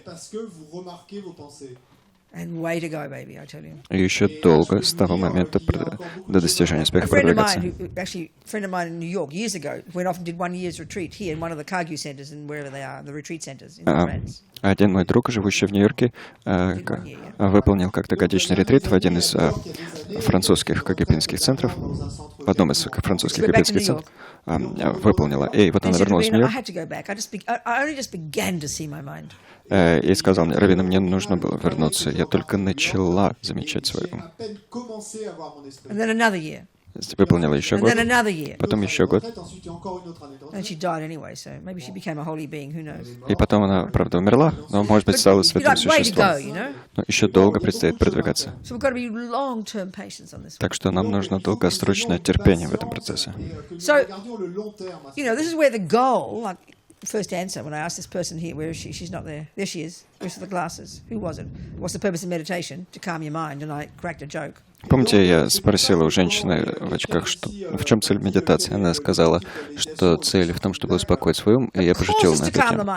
Конечно, она в том, When чтобы you've got single успокоить. point of concentration, Когда вы разовьете однонаправленное сосредоточение, you can't imagine how calm you'll be. представить себе не можете, насколько станете You will спокойны. have absolute and effortless control over every single thought. У вас будет абсолютный и свободный от усилий контроль над каждой без исключения мыслью. Not just calm, meaning for most of us, desperately making the ugly things go away. И спокойствие здесь подразумевает не то, что мы, большинство из нас имеет в виду, а отчаянное желание просто избавиться от всего неприятного. So one of the immediate benefits for all of us, Но из непосредственных преимуществ для большинства из we're нас, going to, as we're watching our breath, когда мы наблюдаем за своим дыханием, you can't help but notice all the thoughts. состоит в том, что невозможно будет не заметить мысли. Невозможно будет их не And then you замечать. bring this skill to bear in your daily life. А вот этот навык замечания мыслей вы начнете применять в своей повседневной жизни. And as you're driving the car, Вот вы ведете and автомобиль, of course you're watching the road, вы, разумеется, наблюдаете за but дорогой, you're conscious но вы сознательны. of all the crazy thoughts. Сознательны относительно всех We своих безумных have to мыслей. become conscious of them. И нам нужно стать относительно них сознательными. And that means we can't be scared of them. Это значит, что нам нельзя их бояться. We can't be just frantically wanting it to all go away. Нельзя просто отчаянно желать, чтобы они все ушли или исчезли. That's not helpful. Это было бы Okay, не it's nice полезно. sometimes. Well, you want to do that, just have a good sleep. Хорошо, конечно, когда они уходят. Это полезно, например, чтобы хорошо выспаться. But if our job in being our own therapist Но если наша работа быть, собственно, психотерапевтом, is to be able to recognize the delusions, в этом быть, собственно, психотерапевтом, в том, чтобы суметь распознать все мрачения, distinguish them from the virtues, отличать их от добродетелей, it's a really heavy-duty job. эта работа действительно тяжелая. It's not comfortable at all. Она совершенно That means you've got to некомфортна. be glad to see them. А стало быть, нужно радоваться тому, что мы эти вещи видим. I like to call them my roommates. Мне их нравится называть своими соседями. And so what's going to happen is you're going to keep discovering whole new rooms of roommates. Что получится? Вы начнете находить целые комнаты, полные новых соседей. You notice a really gross level of anger and attachment. Вы замечаете сначала грубые уровни гнева и привязанности, But then they've got all these cousins and sisters and brothers in other rooms you haven't discovered yet. но у них есть братья, двоюродные братья и сестры, которые сидят в других комнатах, которые вы еще даже не нашли. And the deeper you go, А чем глубже the погружаетесь, more sophisticated these roommates are. чем изощреннее становятся эти You've got to be соседи. so glad to meet them. И вы должны быть очень рады, что их встретили. And that's scary. И это Because страшно, attachment can't stand it. потому что для привязанности это нестерпимо. We do anything. That's why some people literally go mad when things go wrong, don't they? И именно потому некоторые люди в буквальном смысле сходят с ума, становятся безумны, когда что-то идет не так. So we have to have courage to Поэтому- be our own therapist, I tell you. Потому для того, чтобы быть собственным психотерапевтом, нужна отвага. You know, a friend of mine, I always quote this, a friend of mine who's a therapist and a Buddhist, Одна моя подруга, которая является и психотерапевтом, и буддисткой, this job is having your hands in your own shit. говорит, работа это состоит в том, чтобы засовывать собственные руки в собственное дерьмо. So it's unbelievably important to have courage, И поэтому невероятно важно иметь отвагу, to hear the crazy thoughts, для того, чтобы to услышать hear безумные the crazy мысли, stories the thoughts are telling, услышать безумные истории, которые мысли рассказывают, to greet them. приветствовать их. Because if you've got to fix a problem, Потому что если собираетесь исправить проблему, справиться с какой-то проблемой, you have to first recognize the problem. сперва проблему необходимо признать. It's like one of my sisters in Australia has got very light skin and she gets melanomas. А как у одной моей сестры в Австралии, у нее очень светлая кожа, и она страдает от меланом. и развивается And she меланома. went for a checkup one time, just a regular checkup to her doctor. Как-то раз пришла на обычную проверку к своему врачу, And they just happened to find this little thing on her leg. и он так уж получилось, нашел у нее на ноге небольшую штучку, It was a malignant cancer. рак, She would have been dead if they hadn't found it.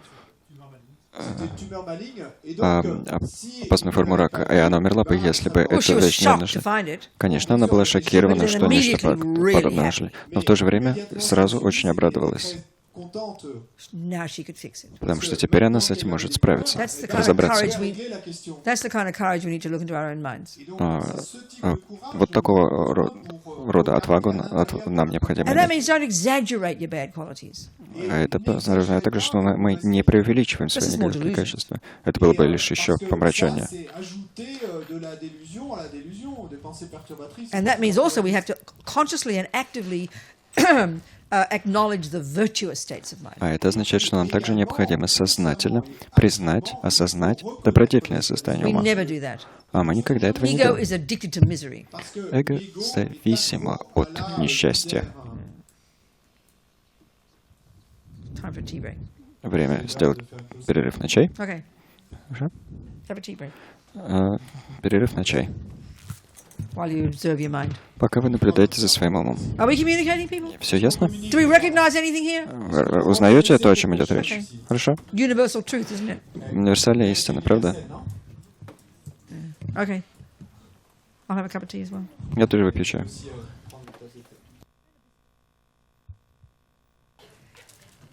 I think. Oh, we're not all here, are we? Where are we? Ding-a-ling-a-ling. Где все? День. Any questions? Just a couple of questions. Какие-либо I want to go вопросы? on about the mind, okay? Пара Make вопросов. us more miserable, going deep into this mind of ours. Хотел бы продолжить обсуждение ума, сделать их еще более несчастными, погружаясь глубже в этот наш самый ум. Any? No, I think no. Okay, questions from the internet. Good. All right. Вопрос из интернета? Хорошо.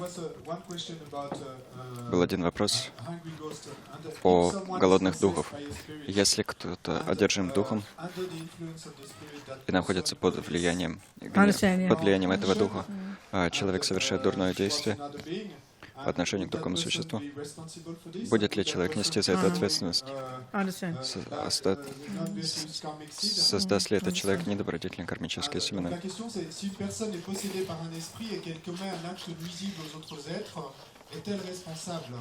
Et qui sème une mauvaise graine karmique dans l'histoire? Est-ce que c'est cette personne ou est-ce que c'est l'esprit qui la possède? I mean, I don't remember reading anywhere about it, but if we use logic. Я не помню, чтобы мне доводилось читать по этой теме что-либо. Но если мы используем логику, мы прибегнем к логике. If someone else is possessing your body, Если кто-то другой захватил ваше тело, many people say that they don't have any memory of it. большинство людей говорят, что даже не помнят о том, что происходит в такие периоды. So how can there be karma? Тогда как там может быть карма? If you're aware of it, Если же вы осознаете and maybe you're rejoicing in it, then of course you create происходящее, karma. и, может быть, этому происходящему радуетесь, то тогда вы создаете карму. But it would seem to me if it's just your body being used and you're unconscious, because that's often what happens, then how can there be karma? Но If it's представляется just your body that's being used and you're unconscious, how can there possibly be karma? It's not possible. мне, если просто используется ваше тело, а вы бессознательны, если вы It's like бессознательны, you're то asleep кармы и быть не and someone может. puts a gun in your hand and forces your thumb to pull the trigger. How can you say you created karma? You didn't. Если вы спите, кто-то вам в руки вкладывает ружье и делает так, что ваш палец нажимает на спусковой крючок, как вы I just можете think отвечать за that way. карму? I'm not giving a definitive answer. Ну, я просто здесь рассуждаю в этом ключе. Я не даю вам окончательного ответа, определенного ответа. Not speculate. Using logic, Используя логику. based on understanding the mind, understanding karma, we can deduce this perhaps, couldn't we? На основе понимания ума, понимания кармы, мы можем сделать умозаключение по этой теме. Yeah. Someone else. Еще Any что-нибудь? more? Еще какие-нибудь? There was another question. Другой вопрос. You seem to react very strongly when Вы you talk очень about сильно meetings of women and men that the vast majority of the people do want. I think maybe. Sorry, what? Что? What did I do? Что я сделал? Вы, судя по всему, Oh, what сильно about реагируете, relationships? когда говорите... Live with. Yeah, sure, Когда, sure. Okay, yeah, когда... yeah, yeah. Не говорите мне про то, что вы с кем-то жить. Да. Как? And won't conduce us to the opposite of desire, which is rejecting life as it comes to us. Sorry, I don't understand, please. No, you can do it, François. Comment faire? D'accord. La question c'est, j'ai été étonné de votre réaction très vive lorsque vous parliez de certaines situations de rencontres hommes-femmes souhaitées par la majorité. Comment faire pour que la voie des sutras, qui est celle du renoncement, ne conduise pas à l'opposé du désir, le rejet de la vie comme elle se présente, ce qui n'est pas plus souhaitable. Как совместить этот путь отречения с тем, чтобы не избегать жизни, которая перед нами разворачивается? Если мы практикуем это отречение, как сделать так, чтобы это не завлекло нас в отторжение? Не стали отторгаться.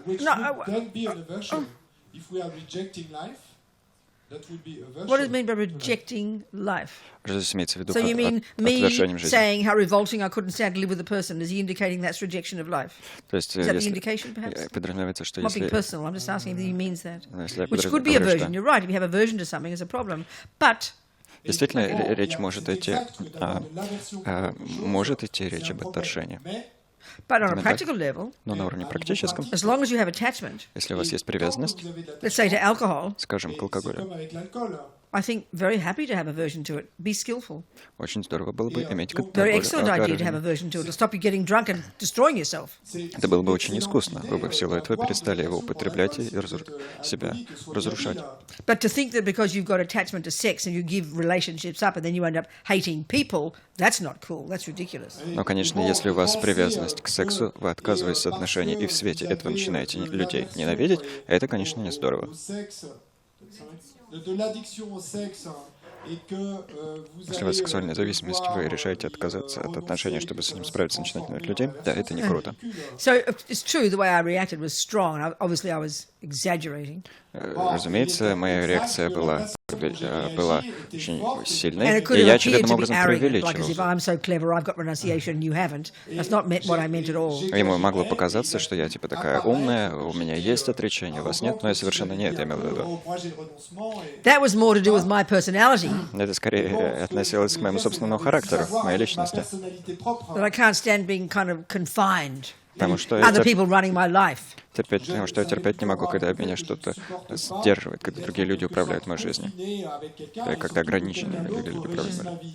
So to learn to have a relationship and learn to work with attachment is exactly what your practice is. If that's what your life is, if you have relationships, meaning partner relationships, of course, it's intense practice, unbelievably hard practice. Научиться иметь отношения и контролировать свою привязанность, это и есть ваша практика. То есть, если вы состоите в каких-то отношениях, в этом ваша практика и состоит. Это невероятная практика. And the fact is, if you have masses of attachment to the fantasy that now you've found happiness and now it's all perfect, that's guaranteed recipe for the relationship becoming like a nightmare. И более того, если у вас есть привязанность к идее о том, что вот наконец-то вы отыскали счастье, теперь вас ждут сплошные радости, это гарантированный рецепт для того, чтобы отношения ваши превратились в кошмар.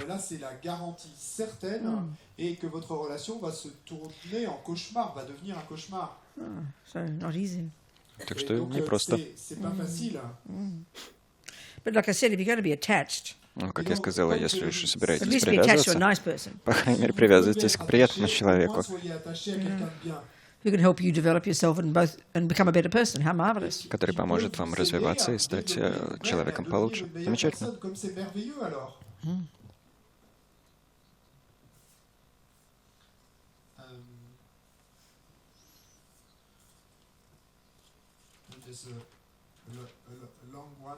What's the essence of it? Длинный. В чем сущность?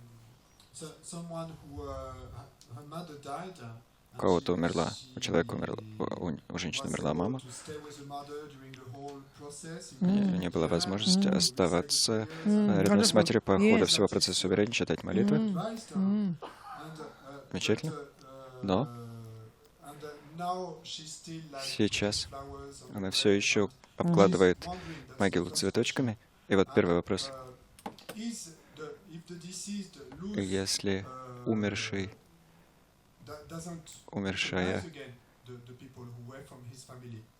What?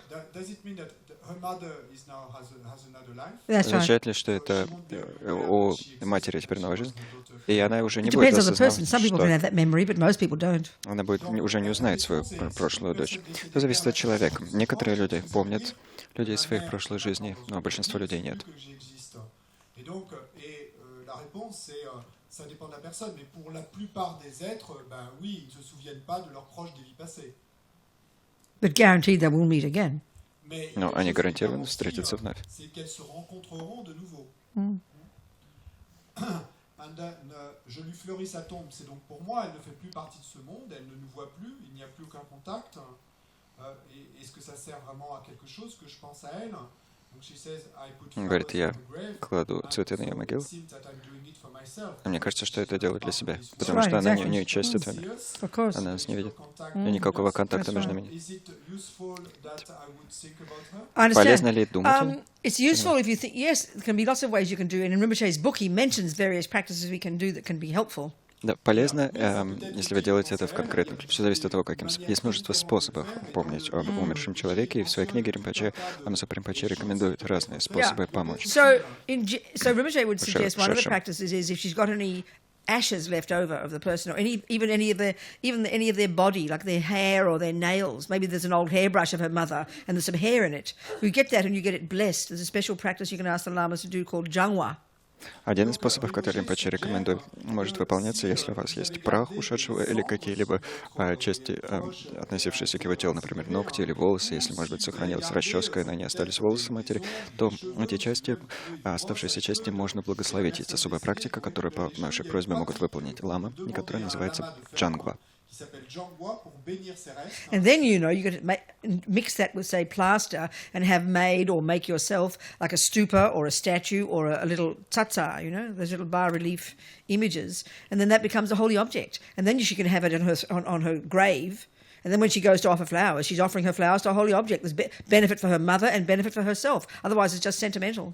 И после того, как эта джангва выполнена, эти благословленные таким образом остатки можно смешать с гипсом и самостоятельно, или кому-то заказав, изготовить ступу или священное изображение, или статую, или цаца, это такие изображения, барельефы.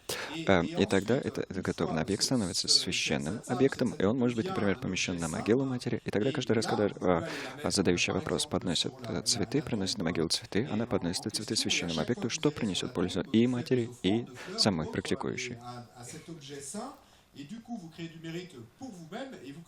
Especially benefit for the mother. Особенности принесет пользу матери. But also, she could also, benefit both, but also принесет пользу say prayers to the medicine Buddha. Также можно читать She молитвы offers Будды the flowers to медицины. say medicine Buddha mantra, so it becomes completely virtuous, completely useful for everybody. Otherwise, it's just attachment. Поднося цветы, можно читать мантру Будды медицины, и тогда это становится совершенно добродетельным и приносящим пользу всем. В противном случае это просто привязанность. Quand vous allez mettre les fleurs, de réciter des mantras, par exemple le mantra du Bouddha de médecine, et là il y a du mérite qui est créé, donc là ça devient utile. Rinpoche says in the book, just having a grave and making offerings to it, there's no benefit for the living or the dead. It's just attachment. Как говорит Римпоче в своей книге, просто иметь могилку и туда класть, приносить какие-то подношения, в этом никакой пользы ни для умерших, ни для живых. Нет, это просто привязанность.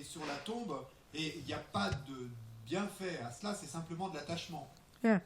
And in this book of Rinpoche's, it's like I'm giving advertisements. I've got to keep reminding you, like in the ad, fpmt.org/death. Third book down, How to Help Your Loved Ones Enjoy Death. That one, all the advice is in there and the practices are there. И в этой самой книге Римпоче, мне как в рекламе нужно вам снова и снова напоминать, fpmt.org/death. Like on the radio, they keep interrupting with the website or something, the phone number. fpmt.org/death. Книга называется «Как помочь своим близким наслаждаться смертью» и так далее. Third title there, How to Help Your Loved Ones Enjoy Death. Как помогать своим близким наслаждаться смертью. Как на радио, где передачи прерываются, реклама самый. И снова как будто номер телефона звучит. Так вот, And it's мне приходится вам напоминать fmt.org/deaf. И книга, англоязычная книга, бесплатная. Go on. Продолжай. Next question, same person. Ça ne sert plus à rien que je pense Следующий вопрос от той же le chagrin женщины. immense qui me ronge, parce qu'elle raconte aussi qu'elle a un chagrin immense.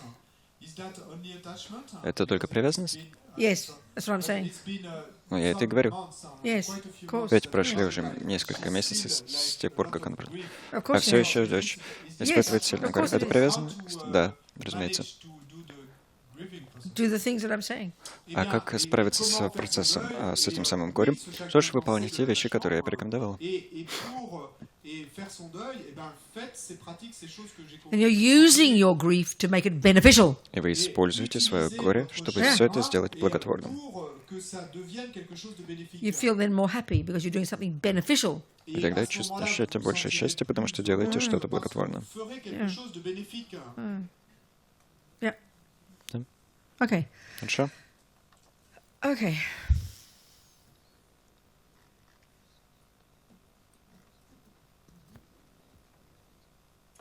So the trick is, because okay, if we had moments of complete anger, complete attachment, complete jealousy just on their own, with no virtue there, then we could recognize them quite easily, you know. But the trouble is, in most of us, most of our life, they're mixed together, the virtues and the non-virtues, like a soup, like I said. So it's really hard to unravel and to see clearly what is what, you know.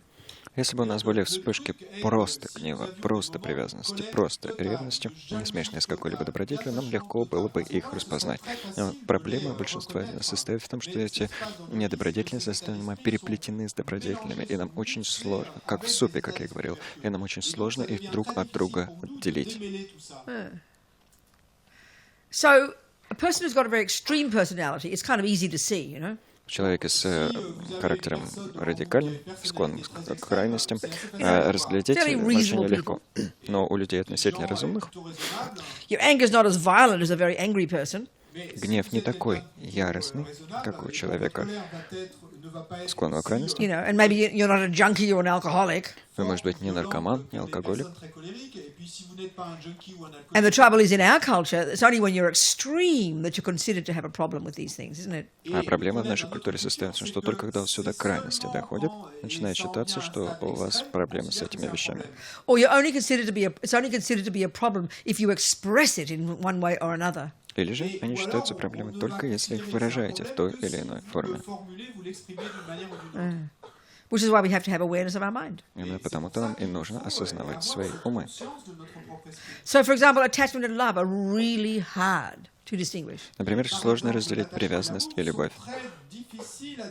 You know, a typical one would be a mother for her child. Типичный пример — это отношение матери к ребенку.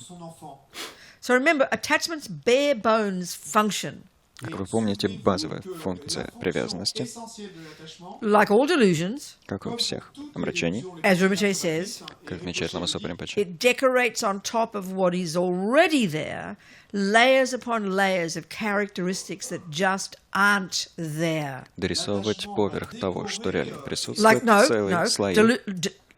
Attachment, like all the delusions, does that. Привязанность, подобно всем обращениям, это делает. Дорисовывает поверх того, что есть целые слои характеристик, которых реально нет, которые реально не присутствуют. That's right. And this is where it's so tricky. И вот здесь все So a mother очень for her сложно. child. Мать и ребенок. Basically, a mother's in love with her child, isn't По it? сути, мать Basically, it's влюблена that. в своего ребенка, правда же? And sometimes fathers talk about it as well. Иногда и отцам такое присуще. When you first meet that baby. Отцы такое рассказывают, стоит там It's just встретить like своего being in love, ребенка. isn't it? I'm not trying to make that sarcastic. It's a really good way to put it. Это похоже на влюбленность. Не пытаюсь это как-то саркастически описывать. Просто это хорошее описание. Удачное описание. But like I said about the young fisherman, 5 years old, sees fishing for the first time because of the intense imprint of past killing. It's like he fell in love with fishing. Как я объяснял в истории про юного рыбака, когда он в возрасте 5 лет впервые увидел рыбалку, силу отпечатков из прошлого, оставленных совершаемыми в прошлом убийствами, он как бы влюбился в рыбалку.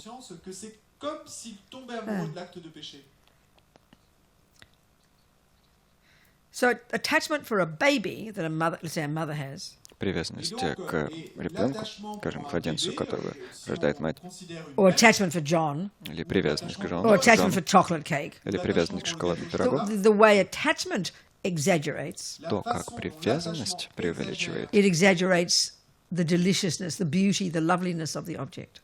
это то, что привязанность преувеличивает вкусность, влекущесть, привлекательность So объекта. for the fishermen, fishing looked absolutely gorgeous. Так что в случае с рыбаком рыбалка выглядела как совершенно великолепная.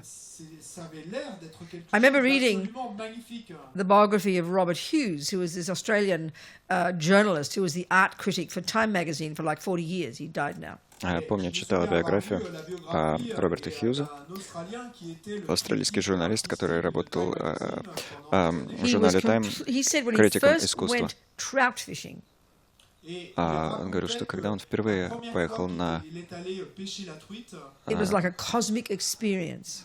рыбалку сети, это для That него means было he had this почти что intense космическим переживанием. karmic imprint to kill. А это значит, что у него было невероятно мощное кармическое семя, направленное на This is how убийство. attachment functions. Именно так The stronger the привязанность attachment, Чем сильнее привязанность, the more craving there is for some object or some event or some action, тем больше страстного желания какого-то объекта, какого-то действия, какого-то человека. and the more divine it looks. Этим более божественным этот объект вам представляется. And then, of course, what it does, А что происходит дальше?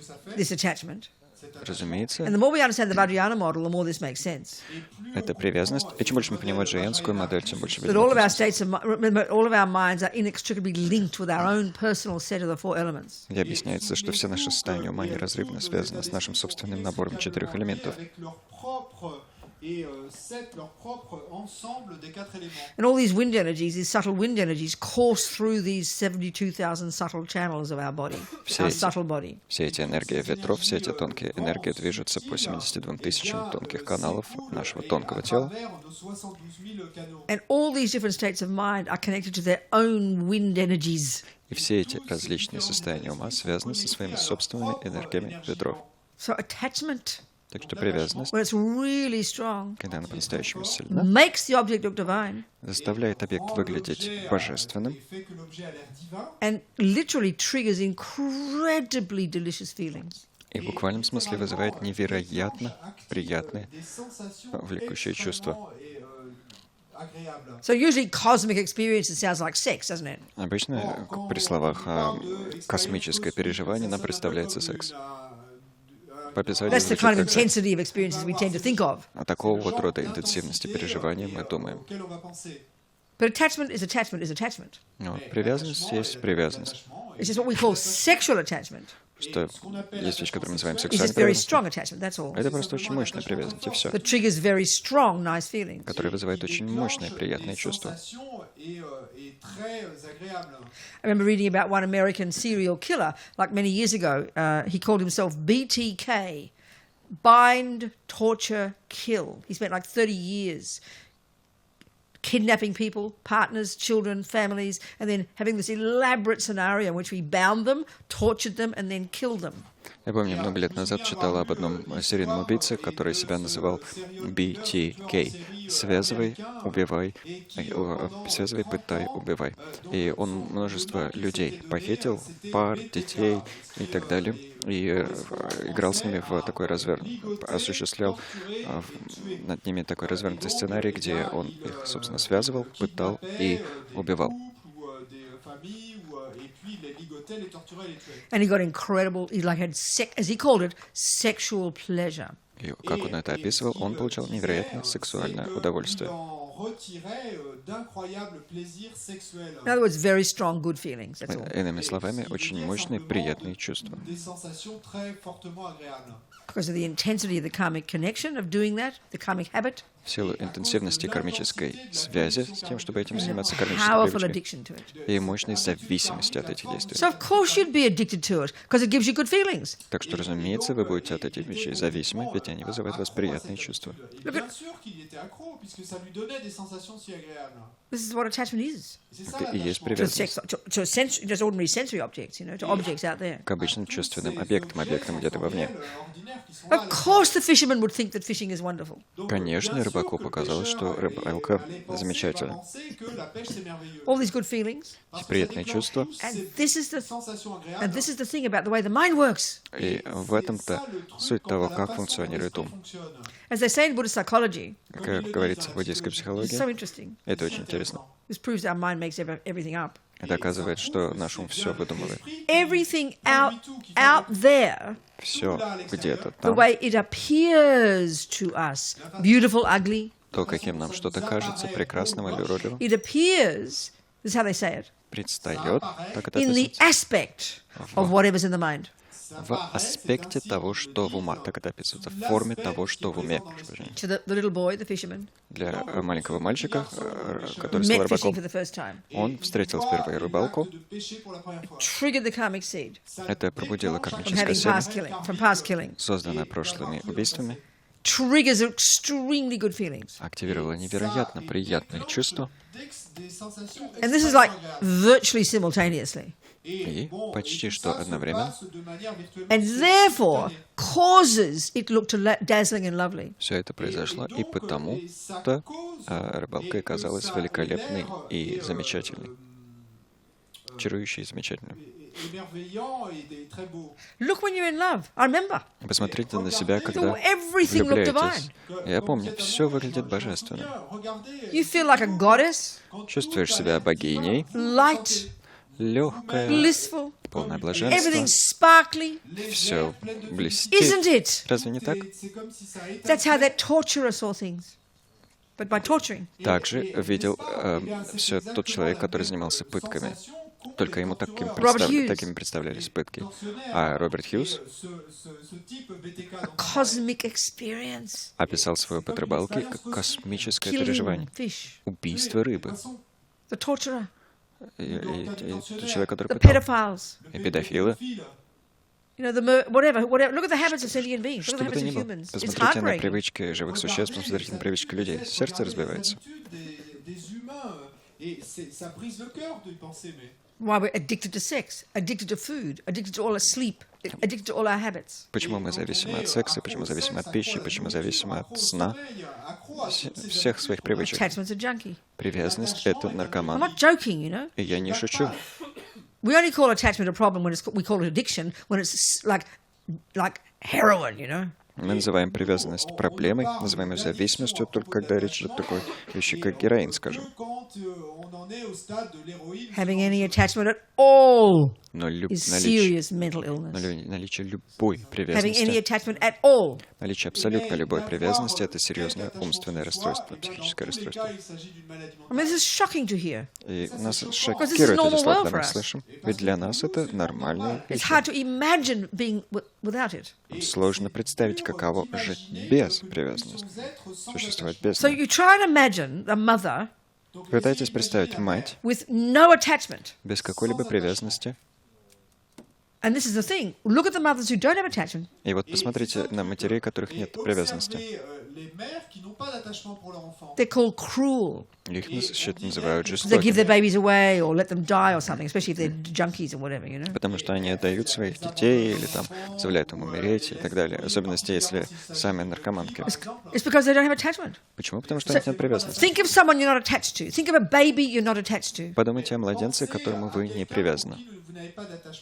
Now, the only other option to have for that baby, which is what mothers think they have, is love. Единственное иное чувство, которое вы можете испытывать к этому младенцу, а матери считают, что именно его они испытывают, это So любовь. if you are in love with your baby, which is what attachment is, Если вы влюблены в своего ребенка, а именно это и есть привязанность, of course you want your baby to be happy. Конечно, вы хотите, чтобы ребенок ваш был You give счастлив. your life for your baby. Вы жизнь бы отдали своему ребенку. But imagine not having attachment. Но представьте, что было бы, если бы не было Look, привязанности. and someone gave you a stranger baby. Кто-то вам дал Swapped. чужого ребенка, And gave you a подменил, stranger baby. подменил детей в роддоме, и вам достался чужой ребенок. Can you imagine the pain? Можете себе представить, как больно? And then try and love that baby the same way as you'd love your baby. Impossible until you're a bodhisattva. Пытаться любить этого ребенка так же, как вы любили бы собственного. Невозможно, пока вы не станете бодхисаттвой. So the proof that most of our relationships are based on attachment is this. If you imagine a stranger И это доказательство того, and try to have that amount of love, it would be just the thought of it is exhausting, isn't it? доказательство того, что большинство наших взаимоотношений основываются на привязанности. Если вы представляете себе чужого человека, пытаетесь ощутить такой же уровень любви, даже сама эта мысль уже начинает утомлять, правда же? This is not meant to be criticizing us. Эти мысли нужны не для того, чтобы себя критиковать. It's giving us the ability to see our minds, that's all. Они And recognize where we're at. лишь не помогают увидеть нам свой ум и осознать, на каком уровне в развитии мы находимся. I remember that big tsunami years ago. Не помню, как много лет назад случилось это There's all большое this цунами. news in the paper somewhere about some Swedish mummy who ran back into the tsunami for her baby. И публиковались новости о шведской матери Швеции, которая бросилась в цунами, чтобы спасти своего ребенка. And Rinpoche heard about it Римпаче об этом услышал, and said Самсапримаче, amazing. и сказал, изумительно. But even more amazing if she'd gone back into the tsunami for a stranger. Но еще изумительнее было бы, если бы она бросилась в пучину цунами ради чужого. But when you're in love with somebody, Когда вы кого-то любите, когда вы в it кого-то is влюблены, прошу прощения, impossible impossible to recognize the difference between love and attachment, isn't it? различить любовь и привязанность, правда же? Or your baby. There's merged Или into примерно one к своему experience. ребенку. Они сливаются в единое переживание. In just the same way that if John and I decide to go and have cake, we like chocolate cake. Oh, let's go and have some chocolate cake. Точно так же, как если бы мы с Джоном решили пойти поесть шоколадного пирога, скажем, нам нравится шоколадный торт, мы решили, да, давай пойдем поедим. We just look like we enjoy chocolate cake, don't we? Кажется, что мы просто получаем удовольствие от But шоколадного look what пирога. happens when carrot cake comes. Но посмотрите, что получается, если нам приносят пирог морковный. This is the proof Это of доказательство. how much. This is the proof. Доказательство. So John might go, oh, that's cool, I can handle carrot cake, and he proceeds to enjoy it. А Джон может сказать, ну, классно, я и морковный пирог могу съесть. И начинает получать от него удовольствие. No, I get upset. How dare excuse me, I order chocolate, get all upset. I'm not going to come to this cafe again. Я расстраиваюсь. Извините-ка, я заказывал шоколадный пирог. Больше в это кафе не приду. His response proves he didn't have much attachment. Его отклик доказывает, что у него не было особой привязанности. My response proved that I had masses of attachment. Мой отклик доказывает, что у меня было множество So this is when много we're really trying to привязанности. practice. И вот здесь-то мы и пытаемся, на самом деле, практиковать. The time to see your attachment is when it doesn't get what it wants. Когда нужно увидеть свою привязанность, когда она не достигает желаемого. So if we have a fairly nice life, Если у нас относительно хорошая жизнь, you know, money in the bank, есть деньги в банке, good job, хорошая работа, nice friends, приятные друзья, pleasant hubby, приятный муж, we can afford to be happy. Your hubby. Yeah. We can afford to be happy, can't we? мы можем себе позволить быть We can счастливыми. afford to be smiling Можем позволить and себе generous улыбочки, and щедрость, friendly. дружелюбие. And now wait, now look what happens. Look, and this is not being mean again. This is just recognizing us. И это, опять же, не какие-то злобные рассуждения, просто нужно себя в этом описании узнать. You know, look what happens when you get the sack. Смотрите, что получается, когда вы Or you get сталкиваетесь, sick. когда вас увольняют или вы Or заболеваете, you lose the money. лишаетесь денег. This is the testing point for Вот us. это испытание для нас. And we have to be brave like this to see. И нам нужно быть отважными, чтобы это увидеть. And not beat ourselves up for how much attachment we have, but learn. Не ругать себя за то, как много у нас привязанности, а учиться. And this is why when we get more advanced, and in the compassion wing they talk about this level of practice called transforming problems into happiness. Именно потому, когда мы достигаем более продвинутых уровней, а в описании крыла сострадания речь заходит о практиках, которые называются преобразование проблем в радость. Compassion wing, yeah. et où on va parler de cette pratique qu'on appelle transformer les problèmes en bonheur. We learn to be glad when problems come. Мы учимся радоваться возникновению проблем. C'est à être heureux quand les problèmes surviennent. Because that's when you can help get rid of attachment. Потому что Work тогда on it. у нас появляется возможность избавиться This is от where we have to привязанности. understand these states of mind in this Работать. framework, like this. This is not the way modern psychology talks. Работать с ним. И именно поэтому нам нужно рассматривать эти состояния ума в этом вот контексте, а не так их описывает современная психология. You know, attachment, anger, it sounds too simple, doesn't it? Привязанность, гнев, звучит это все как-то очень просто. This is profound Buddhist view. Но это глубокие буддийские воззрения. So the one I was mentioning is when you're a more kind of steady person, it's much harder to see that your love and your compassion are polluted by attachment. И вот что я говорил, ты когда вы And all- человек...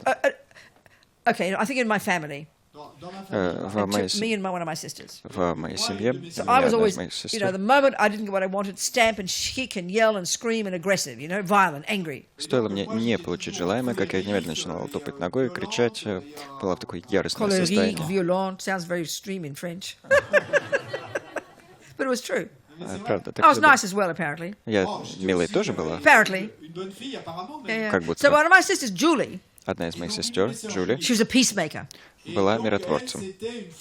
She couldn't stand problems, Терпеть не могла проблемы. So she'd always make sure everything was nice. Так что она всегда удостоверилась, что все Always хорошо. make sure everyone was happy. Всегда старалась, чтобы все были So, счастливы. it's easy to say, oh, Robina's an angry, oh, she's so mean, oh, Julie's so kind. Легко сказать, о, Робин такая сердитая, а Джулия такая добрая. There is truth there. И Julie was была never какая-то mean to правда в people. этом. Джулия никогда не вела себя с But we людьми go to злобно. deeper level and look at attachment, Но если мы заглянем на более глубокий уровень и посмотрим на привязанность, which we don't normally do in our world. а обычно мы в нашем мире этого не делаем, It's very hard to criticize a person who's looking like they're being nice, isn't it? очень сложно критиковать человека, который выглядит милым, выглядит хорошим. But that's when that's where our kindness can be polluted by attachment. Ну вот на этом уровне наша доброта и может быть загрязнена So when my привязанностью. attachment didn't get what it wanted, I got angry. Когда моя привязанность не получала того, чего я хотела, я сердилась. Another person will manipulate a situation to make sure it stays nice because their attachment can't stand things going wrong. А другой человек может манипулировать ситуацией так, чтобы все оставалось милым, потому что их привязанность терпеть не может, когда что-то идет не так. I'm not talking about my sister here. Я здесь не о своей сестре говорю, Anybody in general. а о ком угодно. So that kind of person is always sticking their nose in other people's business. И такой человек всегда будет совать свой нос в дела других людей, Always when they're not even asked. когда их даже там не просят. Many people have this view of themselves as a kind person. У многих людей есть представление о самих себе как о человеке добром. But so much of it is attachment. А значительная часть этого — привязанность. But it's very hard to see that. Увидеть это очень сложно. Easy to see it's attachment when you get angry. Легко понять, что это привязанность, когда сердишься. Because keep remembering, it's a brilliant way to put it. Lama Zopa says it like this, and other lamas, it's just brilliant. Anger is the response when attachment doesn't get what it wants. Потому что есть замечательная формулировка, Лама Сопа к ней прибегают и другие учителя. Совершенно великолепно. Гнев — это отклик, возникающий, когда привязанность не получает желаемого. So say you got this alcoholic brother or something, Скажем, у вас брат алкоголик, предположим. and you really have compassion for him. Вы действительно ему сострадаете. But look how we are. Посмотрите, каковы Talk мы. about him all the time in terms of his being an alcoholic. Мы все время о нем говорим с точки зрения того, что он алкоголик. All the time. Контексте Only того, think of что him in он terms of being an alcoholic. Все время говорим о нем как об алкоголике. Then we try to help him. Пытаемся помочь. Try this, try that, try something else. Попробуй то, попробуй это, And then he еще doesn't do что-нибудь. it. Он этого не делает, And then we get mad at him. и мы на него сердимся тогда. Because our attachment Потому что наша can't привязанность stand him being an alcoholic. для нашей привязанности нестерпима, It то, makes что us он алкоголик. Мы от этого несчастны. Okay, you have got compassion as well. Да, сострадание тоже присутствует. But all the fears and the worries and the anxious and talking about him and trying to help him, often it's because our attachment, which is a junkie for the nice things, it can't stand the ugly things. Но наш страх, наше беспокойство, наши разговоры, попытки что-то изменить и так далее могут проистекать из привязанности, из того, что привязанность — нестерпимые вещи, неприятные. И все пытаетесь ему помогать. Вы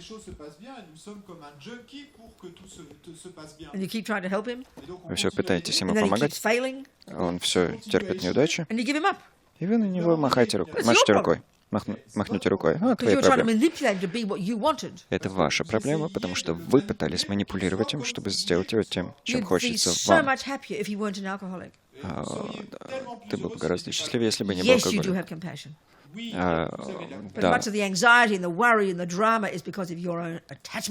Да, сострадание вам присуще, но значительная часть тревоги, беспокойства, несчастья проистекает из вашей привязанности, того, что у вас есть привязанность. Разглядеть это очень сложно. Да, вы помните, однако, что привязанность такова, что она, как наркоман, зависима от приятных вещей, хочет вещей только приятных. У нас возникает прозрение относительно того, какова привязанность, когда случаются плохие вещи, вещи дурные.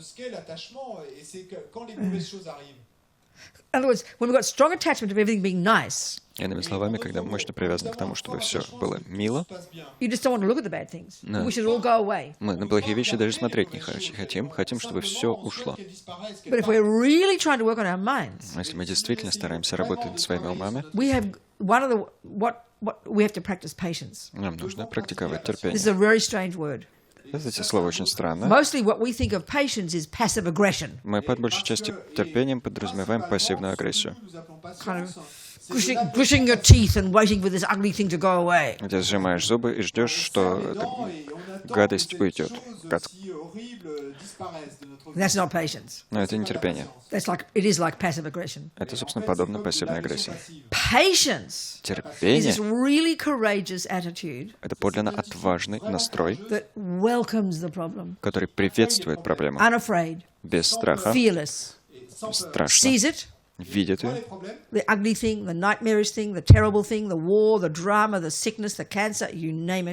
ужасную вещь, неприятную вещь, ужасающую вещь, войну, боль, болезнь, рак, видит.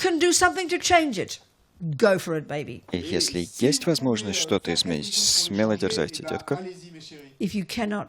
Но если не можете, делайте то, что делала та женщина, ожидавшая казни.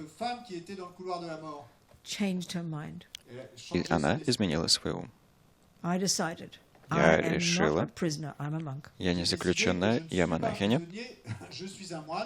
Я не в темнице, я в пещере. Это глубоко, на самом деле невероятно.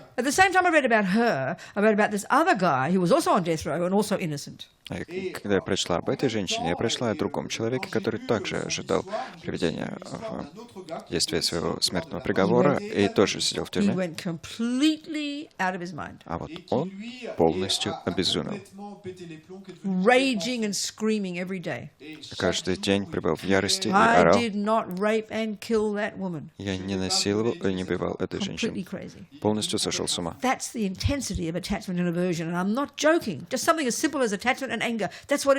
Такова интенсивность привязанности и гнева. И это не шутка. Такие простые вещи, как привязанность и гнев. Вот что они собой представляют.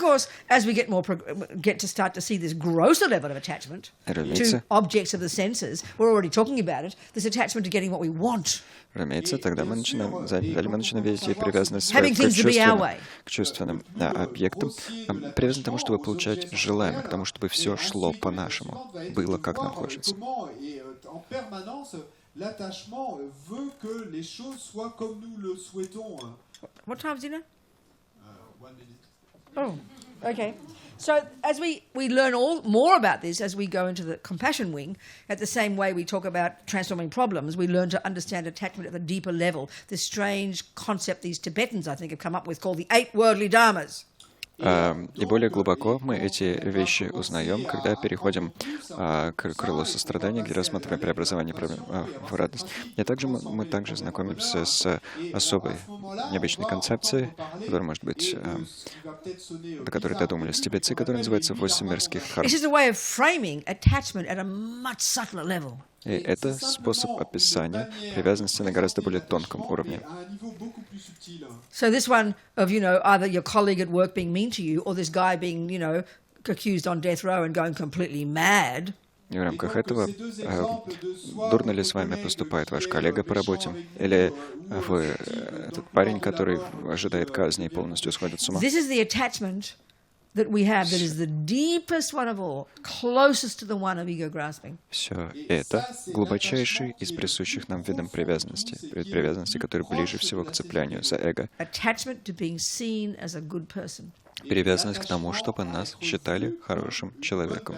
Since we're born, this started. С момента нашего рождения эта привязанность проявилась. Your mummy smiles at you. Мама вам улыбается. Or you do something, you smile. You do something, and mummy smiles. Или вы что-то такое делаете, и мама вам улыбается. It feeds right back to you that you did a good thing. Это вам сразу сообщает, что вы сделали что-то хорошее. So you try it again. И вы снова это пробуете. And then mummy's angry this day.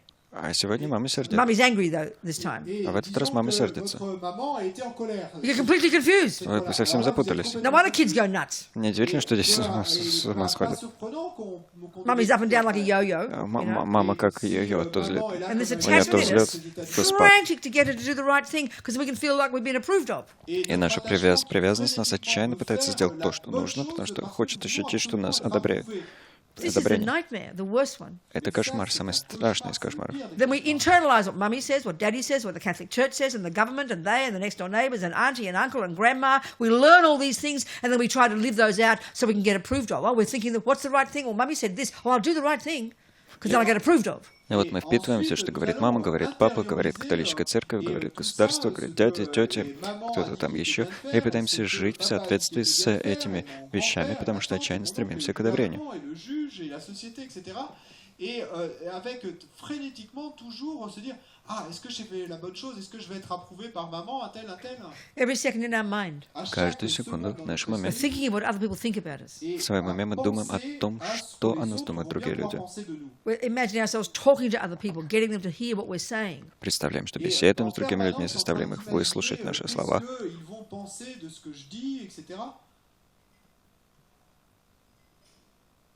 This attachment is so deep. Эта привязанность настолько глубока, It's like we don't think we exist что мы словно бы считаем, что не существуем, until someone smiles back and says, "Hello, Робина." пока кто-то нам не улыбнется в ответ и не скажет «Привет, Робина». What do we think loneliness is? Что, по нашему мнению, такое одиночество? No one to share my feelings with. Когда не с кем поделиться своими чувствами. So of course this is normal. Так что, разумеется, это But нормально. let's analyze it. Но давайте это дело проанализируем. It's not a virtue. Это не добродетель, It's self-centeredness. это эгоцентризм. This is shocking to hear. It sounds so callous. Мы шокированы, когда это слышим. Это кажется таким жестким, Callous, harsh. жестоким. So loneliness is I've got all these thoughts. Одиночество таково. Вот у меня есть все эти мысли, But they're not valid until someone else hears them. но они недостоверны, пока их кто-то не услышит кто-то иной. How peculiar. Как странно. If my thoughts are worthwhile for someone else to hear them, why aren't they worthwhile for me? Если мои мысли стоят того, чтобы их услышал кто-то, If my почему они thoughts не are стоящие для меня? worthwhile, such that when you hear them, they're good, why are they good just for me to have them? Если Why do I have to have you hear them? How come that makes them more worthwhile? It's very peculiar. Если мои мысли хороши настолько, что ты их услышав, сказал бы, что да, хорошие мысли, но почему они недостаточно того, что я сама их думаю? Почему то, что ты слышишь, делает это более достоверным? Потому что нам нужно, чтобы кто-то нас выслушивал, подтверждал нашу достоверность, одобрял. Не нужно себя критиковать. Такова сансара. You know, if you look at relation when you fall in love with somebody, Когда вы в кого-то влюбляетесь, I think the bliss, mostly, мне представляется блаженство по we большей say it, части. you know. Finally, I've found somebody who hears me. Наконец-то я нашла кого-то, кто меня слушает. Говорим мы. There he is looking at you with blissful eyes. Вот тут он на вас смотрит полными блаженства глазами. You feel unbelievable. Можно ощущать нечто невероятное, чувствовать себя Because somebody невероятно. else is looking at you and approving of you. Потому что кто-то иной на вас смотрит и вас одобряет. This is attachment. Это привязанность. It sounds shocking, doesn't it? It sounds so cruel. Звучит шокирующе, звучит очень жестоко. Like, what am I supposed to feel? You know? А что я должен-то чувствовать? Well, if you imagine if you were a bodhisattva, Ну, представьте, что вы бодхисаттва, which is where we're heading, куда мы и продвигаемся. it means the virtues are fully developed. Быть бодхисаттвой значит, что добродетели полностью And the развиты. delusions, depending on your level, А омрачение, в зависимости от вашего уровня, practically gone. практически So you're устранены. full of affection, И вы полны приязни, full of joy, полны радости, full of contentment, полны удовлетворения, full of empathy, полны full of эмпатии, love. полны любви. Try to imagine it. Пытайтесь это представить. They say from the first moment of having achieved bodhicitta, Говорится, с первого мгновения обретения бодхичитты, that one of the signs of that одним из признаков no этого longer the thought of that ordinary I that we live with all day. является то, что больше не возникает ни одной мысли об обыденном «я», с которыми мы сейчас живем. Now, that's what Buddha's saying is normal. Вот это Будда называет нормальным. Это, по мысли Будды, нормально. That's normal. Это We're нормально. mentally ill. А мы психически больные.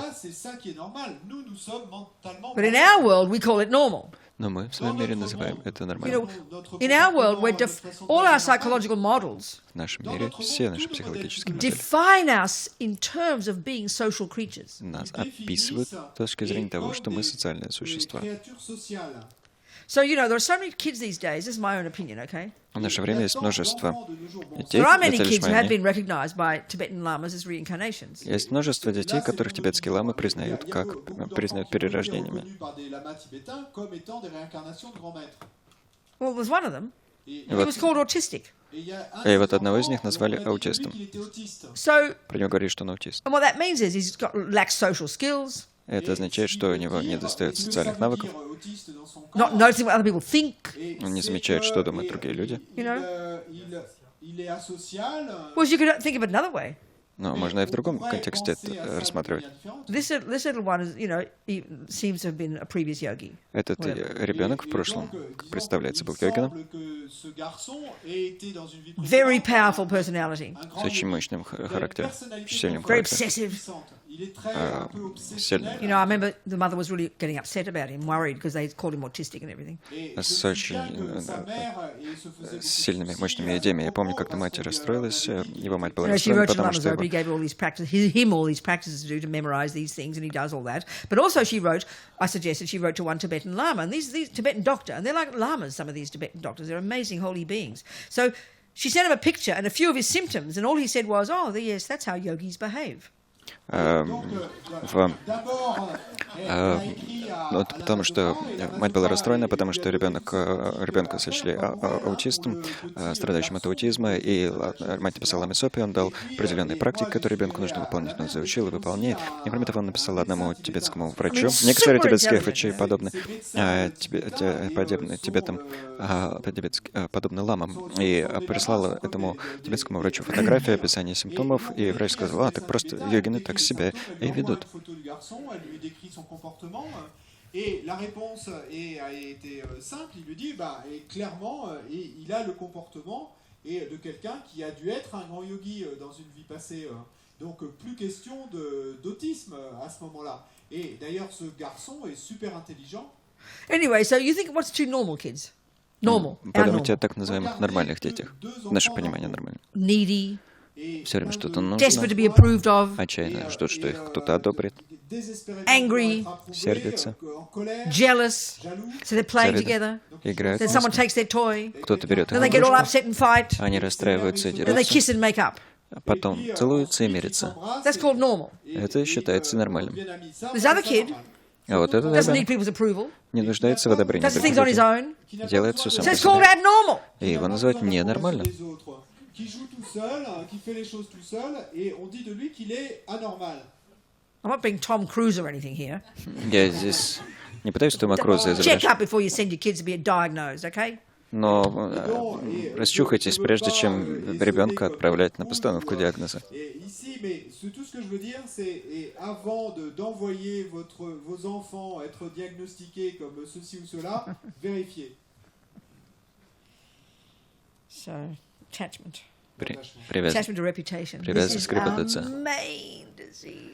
Это наша главная болезнь. The hardest one to see.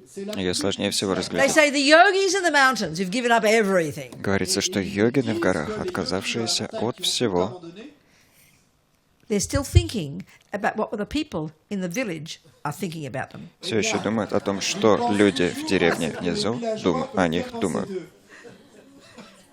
So deep. Every Настолько это second in our глубоко. mind. Каждую секунду это присутствует в Always нашем referring to уме. what people think. Всегда думаем о том, что думают другие люди. That's why we get upset if somebody criticizes. What do you think? И потому-то мы и расстраиваемся, если нас кто-то критикует. А вы что думали? Because we want to be approved of. Потому что мы хотим, чтобы It's нас the most одобряли. desperate need of all. Это самое отчаянное из наших нужд. And the tragedy is, since we're born, И трагедия это we've состоит в том, internalized, like I что said, internalized mummy's views, daddy's views, the Catholic Church's views, the government's views, and the more we try to be a good girl, the more we've learned the scripts perfectly. с момента нашего рождения мы впитывали представления мамы, папы, католической церкви, правительства и так далее. И проблема-то в том, что чем больше, что мы просто совершенным образом выучили нужный сценарий.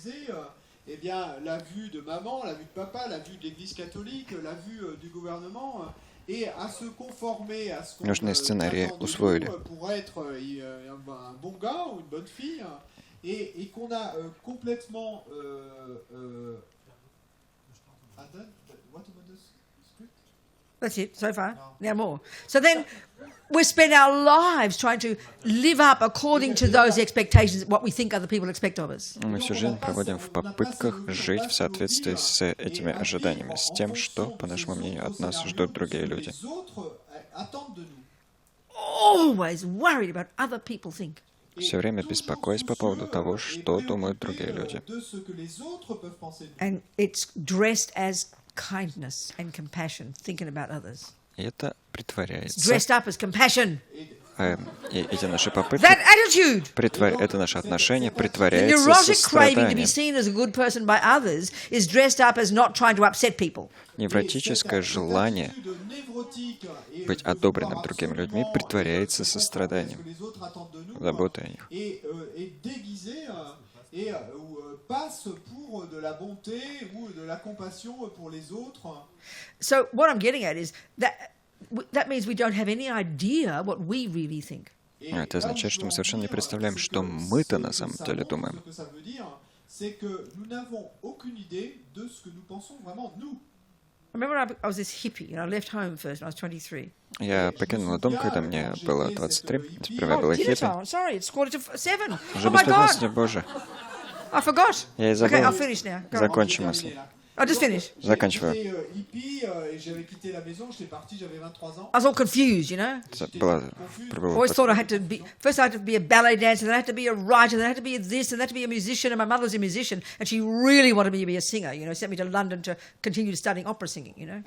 Я совсем запуталась. То я хотела быть балериной, то писательницей, то музыкантшей. Моя мать, которая была музыкантом, хотела отправила меня в Лондон, чтобы я там изучала оперный And I вокал. somehow felt I had to throw it all out. Я решила, чтобы не Throw все... out what Mama said and Papa said and God said and the church said, just to get some space so I found out what the bloody hell I think, you know. И мне казалось, что нужно все это отбросить к чертям, слова мамы, папы, церкви, государства, чтобы понять, что расчистить некое пространство и понять, что я сама думаю.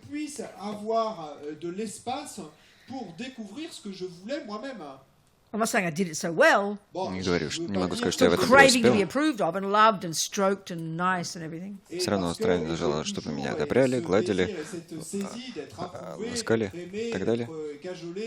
But this of giving up this attachment to reputation is what makes us authentic. Но вот этот отказ от привязанности к своей репутации и делает нас подлинными, настоящими. The deepest one. We'll talk more later. Это глубочайший уровень. Но сейчас пора ужинать, мы подробнее об этом еще So we поговорим. think of dinner as delicious? И мы так delicious Итак, мы dinner, представляем ужин как empty нечто dinner, вкусный blissful ужин, dinner, пустотный oceans ужин, of полный dinner. блаженства ужин, All океан the beings ужин. of the universe enjoy it. И все существа во Вселенной им наслаждаются. And then you enjoy it. А потом наслаждайтесь вы. Okay, 8 o'clock, something. See you at 8. Увидимся в 8. It's a bit tight for dinner, isn't it? 8:15. Давайте в On se verra à 8:15. 8h15.